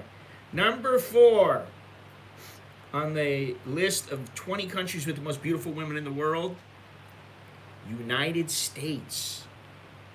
Now, you got to admit, for all the pigs that there are in the United States, and there are pigs everywhere, so don't take offense, ladies, but there are a bunch of hogs living there.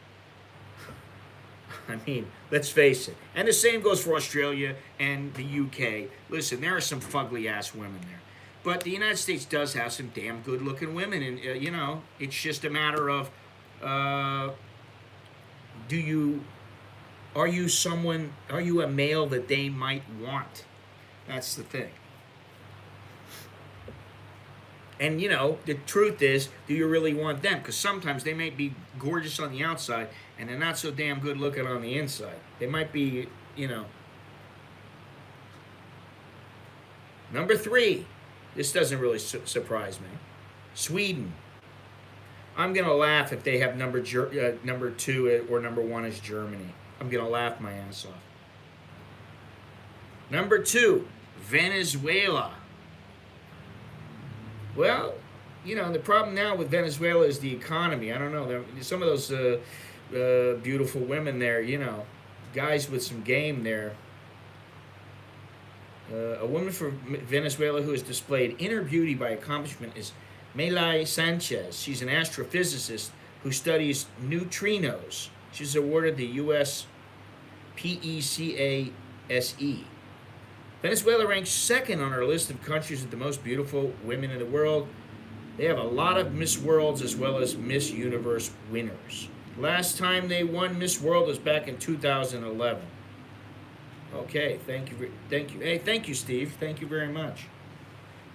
Appreciate that. Choke D. Earlier, they were trying to get me to drink tequila early in the morning, and I told them it's going to cost you $50 for a shot, and you can see I didn't ever get there. So I'm actually thankful because I really don't feel like drinking tequila. A shot would be okay. 2 shots, okay. But even 3 shots, oof, that would be painful for me, because since I haven't drank in a while.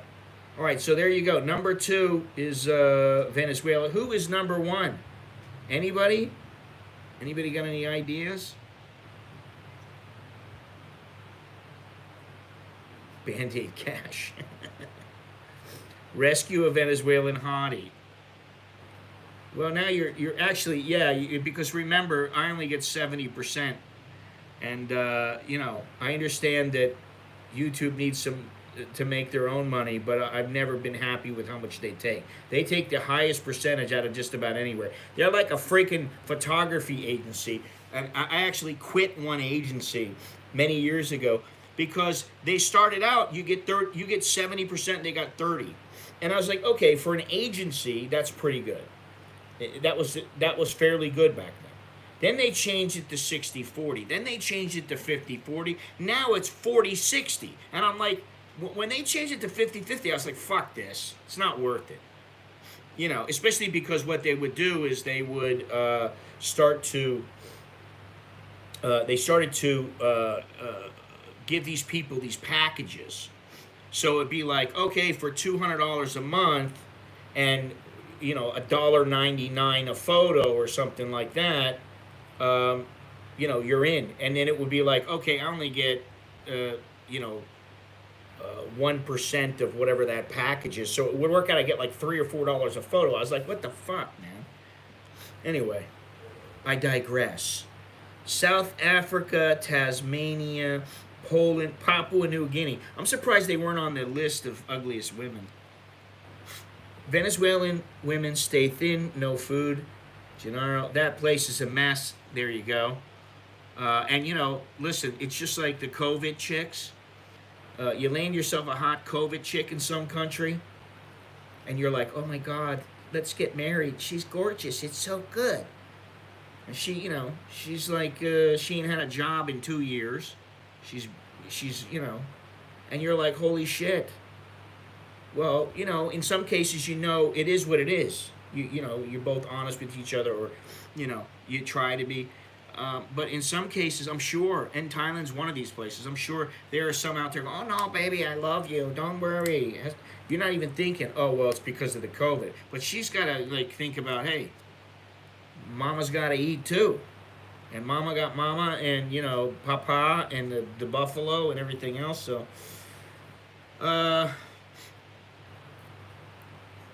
Pacific Island women are beautiful. Dallo, are you being serious or are you just joshing? Are you just being facetious? Because all the Pacific, let me tell you something. I used to say this. All right. When I saw the movie, what was it? I think it was the one with Borneo. No, and Borneo, where I went, had a lot of Muslims. So I'm going to nix the Borneo straight away.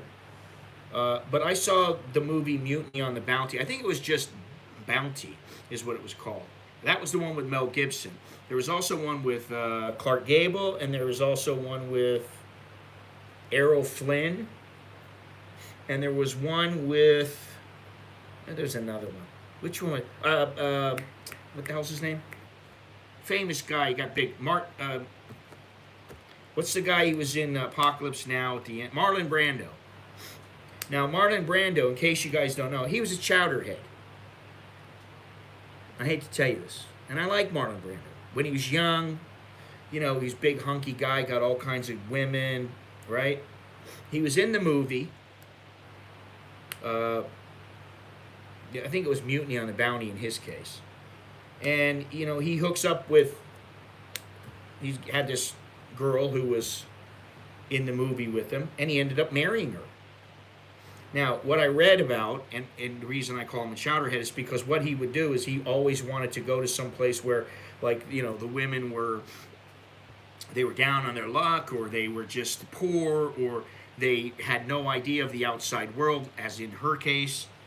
And then he tries to fix them, like they're fixer-uppers. And they don't really know about anything, and he, tends to save them. And so he did that, and actually, not the girl in his movie, but the woman in I think it was the Mel Gibson movie. I used to tell my wife, "Oh, you remind me of that chick who was the love interest of Mel Gibson when she was younger, and she had long hair down to her ass and all that kind of stuff before she popped out, Alex and Nicholas and all that other stuff." Okay, she reminded me of that, and I was like, "Oh, you're like a little Tahiti girl." But I will say this, and making a short story extremely long, I will say this, that from what I have seen, unless you like big women, like really big women, the Polynesian thing is not for guys who like the women really petite. They don't want the spinners. They want the big girls. And that's just my own perception. I could be wrong, but from what I have seen, damn near everywhere, the Fiji Islands, or Fiji, and the Tonga, and what's the other one? The Polynesian Islands. The people tend to be quite large. So if you want a petite woman, that's not where you're going to go. Now, I have not forgot about the number one place on this list. Okay. And the number one place on the list, I'm surprised that more people didn't say this, and it's relatively easy. It's a place known for their hotties, and that place is Brazil. Now, Brazil used to be a big place for sex tourists and all that kind of stuff, and guys want to get laid. They go there. When they had Help Disco and they had all these places there. I don't know, something about Brazil. I really just wanted to come to Thailand instead. I could have gone there. I thought about it. I thought about a couple other places in South America. I just thought, I'd try out Asia. Victoria's Secret has employed 32 models from Brazil who later granted their wings, like Adriana Lima. The Brazilian women's national volleyball team is ranked second in the FIVB world rankings. Yeah, if you ever look at the Brazilian volleyball team, the women's volleyball team, and you look and you watch them play, it's an experience. It is an experience. They are, yeah, I'm just going to say it's an experience, So, you said that a long time ago in the chat. Yeah, I mean, listen, guys know Brazil, Did they put Colombia on this list? Was that on the list? Did I say Colombia? I thought I did. I said Venezuela. I said Sweden. I said U.S., Australia, Russia. How can Australia, sorry, and the United States be ahead of Colombia? Russia, UK, Argentina, Denmark, France, Canada, Colombia number 13. So Colombia number 13 as opposed to, holy shit, man, Canada number 12.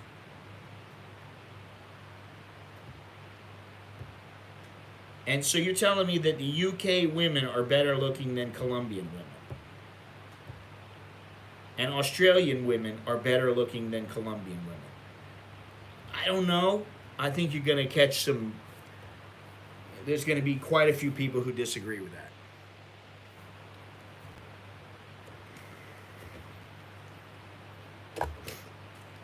that. Yeah. From what I was told, they're very open. Yeah. I will say that about American women is that they tend to be, at least some of the women that I was with, they tended to be very open. They didn't have any problems telling you what they wanted or what they needed or anything like that. And that can be a good thing. Here's a question for you. Where are the hottest Thai women from? I'm going to say from Chiang Mai, northern Thailand, that way, and also the far south, but you got to look for them in the far south. And it depends on what you want. If you want lighter skin, go north. If you want darker skin, go south. Listen, in my case, I never cared. I was an equal opportunity guy. It doesn't matter to me if they got white skin, yellow skin, red skin. There is something called dum dang, which is just, you know, the black, red, kind of reddish black skinned Thai girls. Their skin has a red tint to it, kind of reddish, and those come from the east, Isan, but down a ways, places. Trying to think of what the name was, that place where all those girls were coming from. Maybe it was Buridam. Philippines was the only country. Yeah. All right, Steve. Thanks for joining in here. I hope you got something out of it. I still have the most prostitutes, and I also have easiest places to get laid. But I am gonna put those off for the next stream, or the stream after. I don't know yet.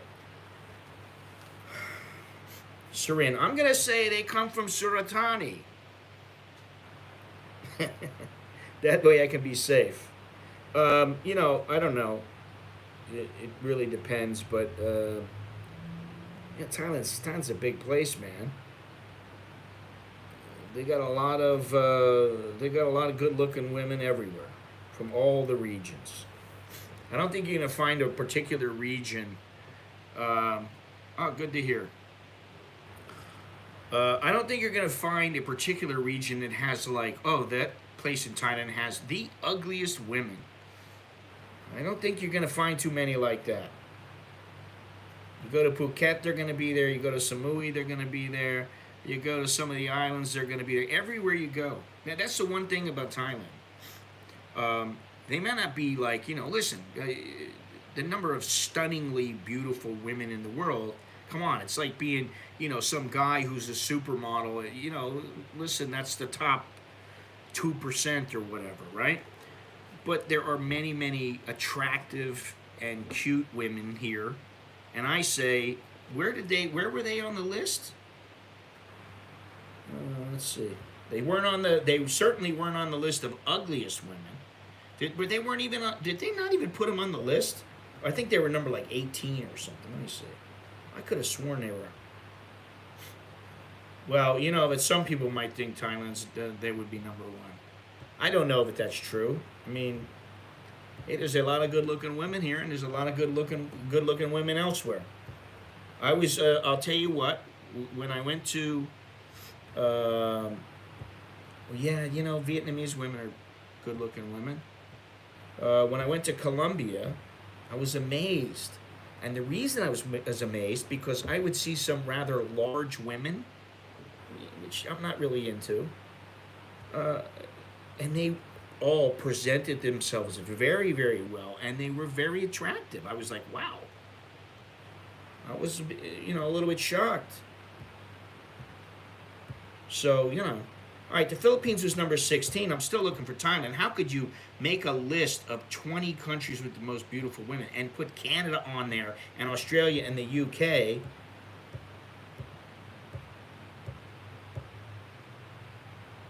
And let's see. Number 6 is Russia. And I would say okay. Now maybe if you're in Siberia,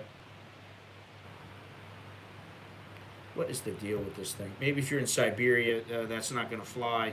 There wouldn't be very many beautiful women there, but I don't know. Let me see here. I got to make sure that this is going to load up here. Oh, I could have just clicked the button see all instead of having to. Ladies, my Mercedes, as Biggie Small once said, it's time for the 20 countries with the most beautiful. I got to give these people some shit. Now, this was 5 years ago that they made this list. I'm going to say, hey, listen, I'm going to have to write them a little note that says, hey, come on. Thailand has won, I believe they've won Miss World several times.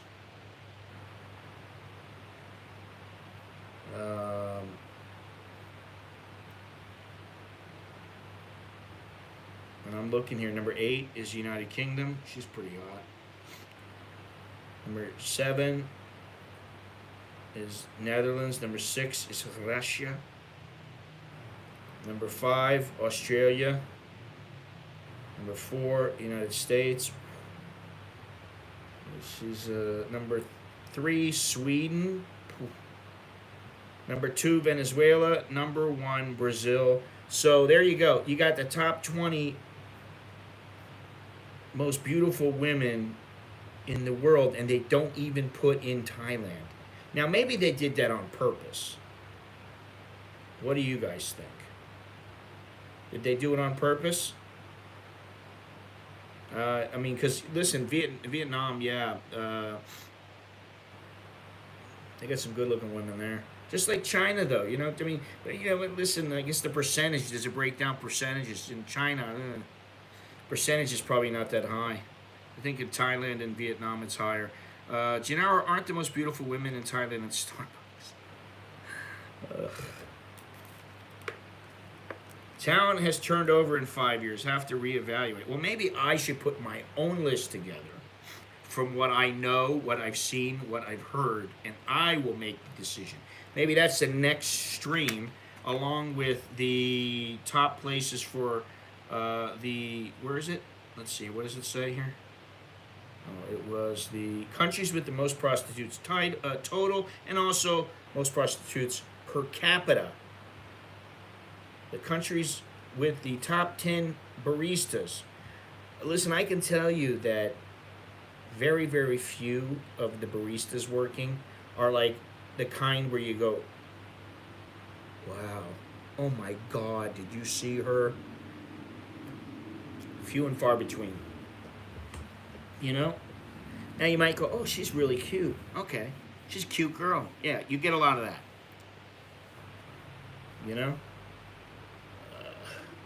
Anyway, top 10. Now, yeah, I don't know how. Boy, I'd have to go to a lot of places to get that list put together. If beauty was measured by the kilo, Aussie women would make the top 10. Well, I'm sure the United States would as well. How do you figure that out? Listen, I did a little thing once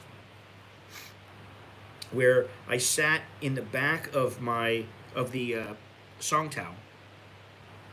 I took a song towel from my house to the mall, walked around the mall, sat down at Starbucks, walked around the mall some more, had some food, and then I came back, walked across the street, got into a song towel, and I don't remember whatever happened to the list or the numbers, but what I did was I just put like way up there, like truly hot, definitely would, like as in cute, or no.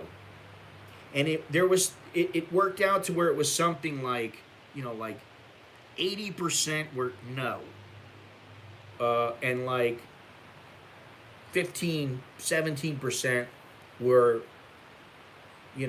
yes. And then a few percent were like, holy shit. And I don't remember what the hell happened to it. I just was like ticking. I was like, remember, 7 out of 30 with one, like with one that's smoking. And I wrote that down just to see. And I thought to myself, well, that's a pretty good percentage.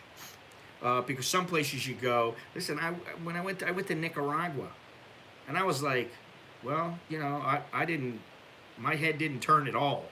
And I'm sure there are places where that probably would not be the case, but when you just come to Thailand, if you come to Thailand and you go into the airport, and you leave and you go to a hotel, you're bound to see some just in that trip, So I don't know how Thailand didn't make the top 20. We really, maybe I should get an email together and we should petition them to include Thailand in that list. I don't know.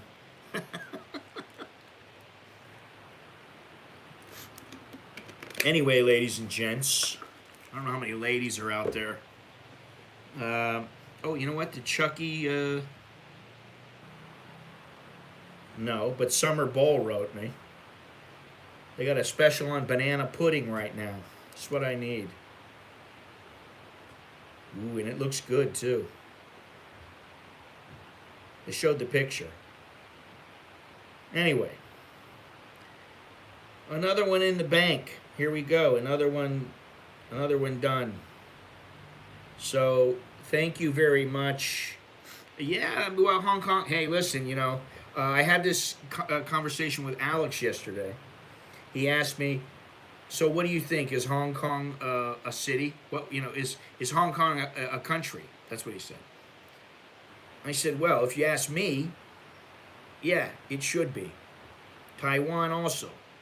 If you ask the Chinese government, or if you look at the way that they are viewed by the mainstream, no, they are Chinese.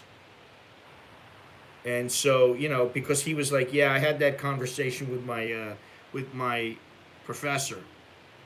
I tried to tell him that a lot of people don't believe that, and he understood. But Alex, because he knows I went to Hong Kong and what happened there and everything, he tends to lean on the that hey, they want to be their own country. They should be the same with Taiwan. Blah blah blah. Interesting. So. There were some, but on the whole, I would say the percentage is lower than like Thailand or the Philippines or Vietnam. But and the thing is that some of them, they are not. It's not like you're going to come across some poor little farm girl most of the time in Hong Kong. Many of them, they are business women. They are,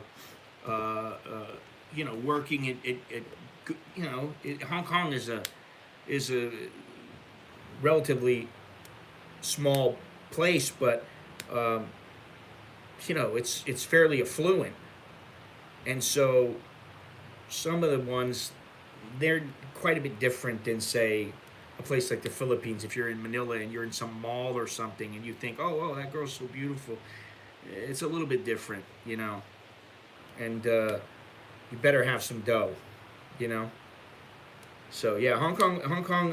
Listen, I got by on as little as I could, and it was still a little bit expensive.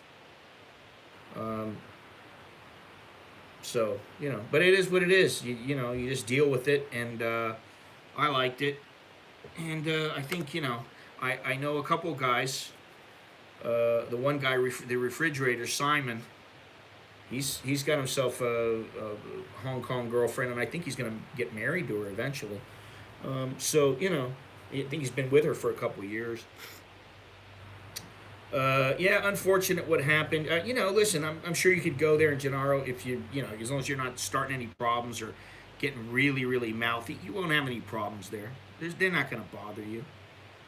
And probably I could go there, and they probably wouldn't bother me. I'm not a real big fish. It's not like they're gonna go, oh my God, he did things when he was here. I didn't do shit really. My photos. There were some that were published, but I didn't.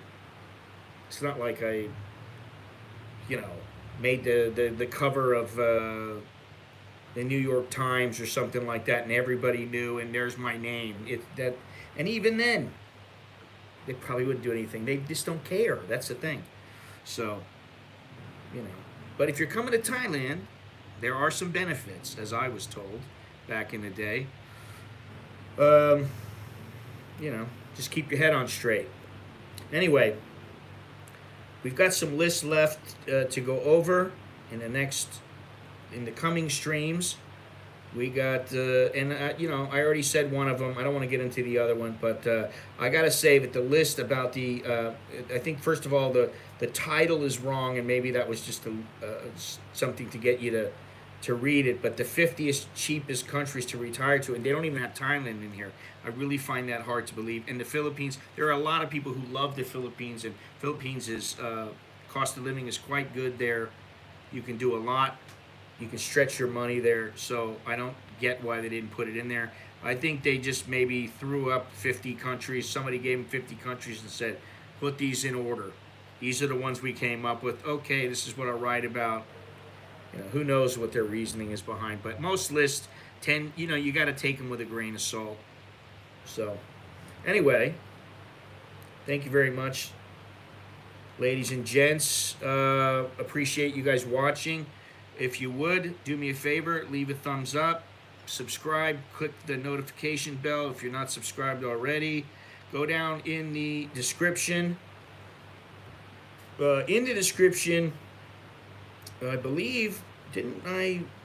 Where is it? Let me see here. I thought I put the lists in there. I will make sure that the lists are, if they're not in already, I will put the list that we went over down below in the description, and you'll also be able to find a link to my PayPal, the Cash App, to buy me a coffee, the Patreon. Jesus Christ, I wish there was just one method. You just go, there's a link below. That goes into, that does everything. You can purchase my books, you can purchase the merch from my shop, whether it's t-shirts and mugs or it's Amazon, whatever it might be. It's all down there in the description. And yeah, that's all I got. Good little stream today. Fun, lighthearted, and easy. I like it. I likes it. Choke the little jerk and my. That is good luck. And see you later. Maybe Thailand didn't make the list because it's ranked number 140 in the World Peace Index. Yeah, I kind of find that to be a little bit, well, I don't know. I mean, like I say, things pop off quick, and in Thailand there is a bit of political instability, which I don't particularly like. I don't think many people do. I don't think the Thais like it, more importantly. That political instability is something that I think has held Thailand back and will continue to hold the country back. But if you can get past that, and the one thing is that anytime there's ever been some kind of turmoil here, if you just stayed away from that particular location, you wouldn't have any problems. I mean, it's as simple as that. If I never went out to wherever the hell it was, what was the name of that? Ratchaprasop. I wouldn't be anywhere near it. People are not coming to your house, beating the door down. They're not marching through villages. It's a relatively safe place, and so I'm not sure that World Peace Index is always quite accurate. But anyway, thank you, and I will talk to you guys later. Take it easy, be safe, and all that good stuff.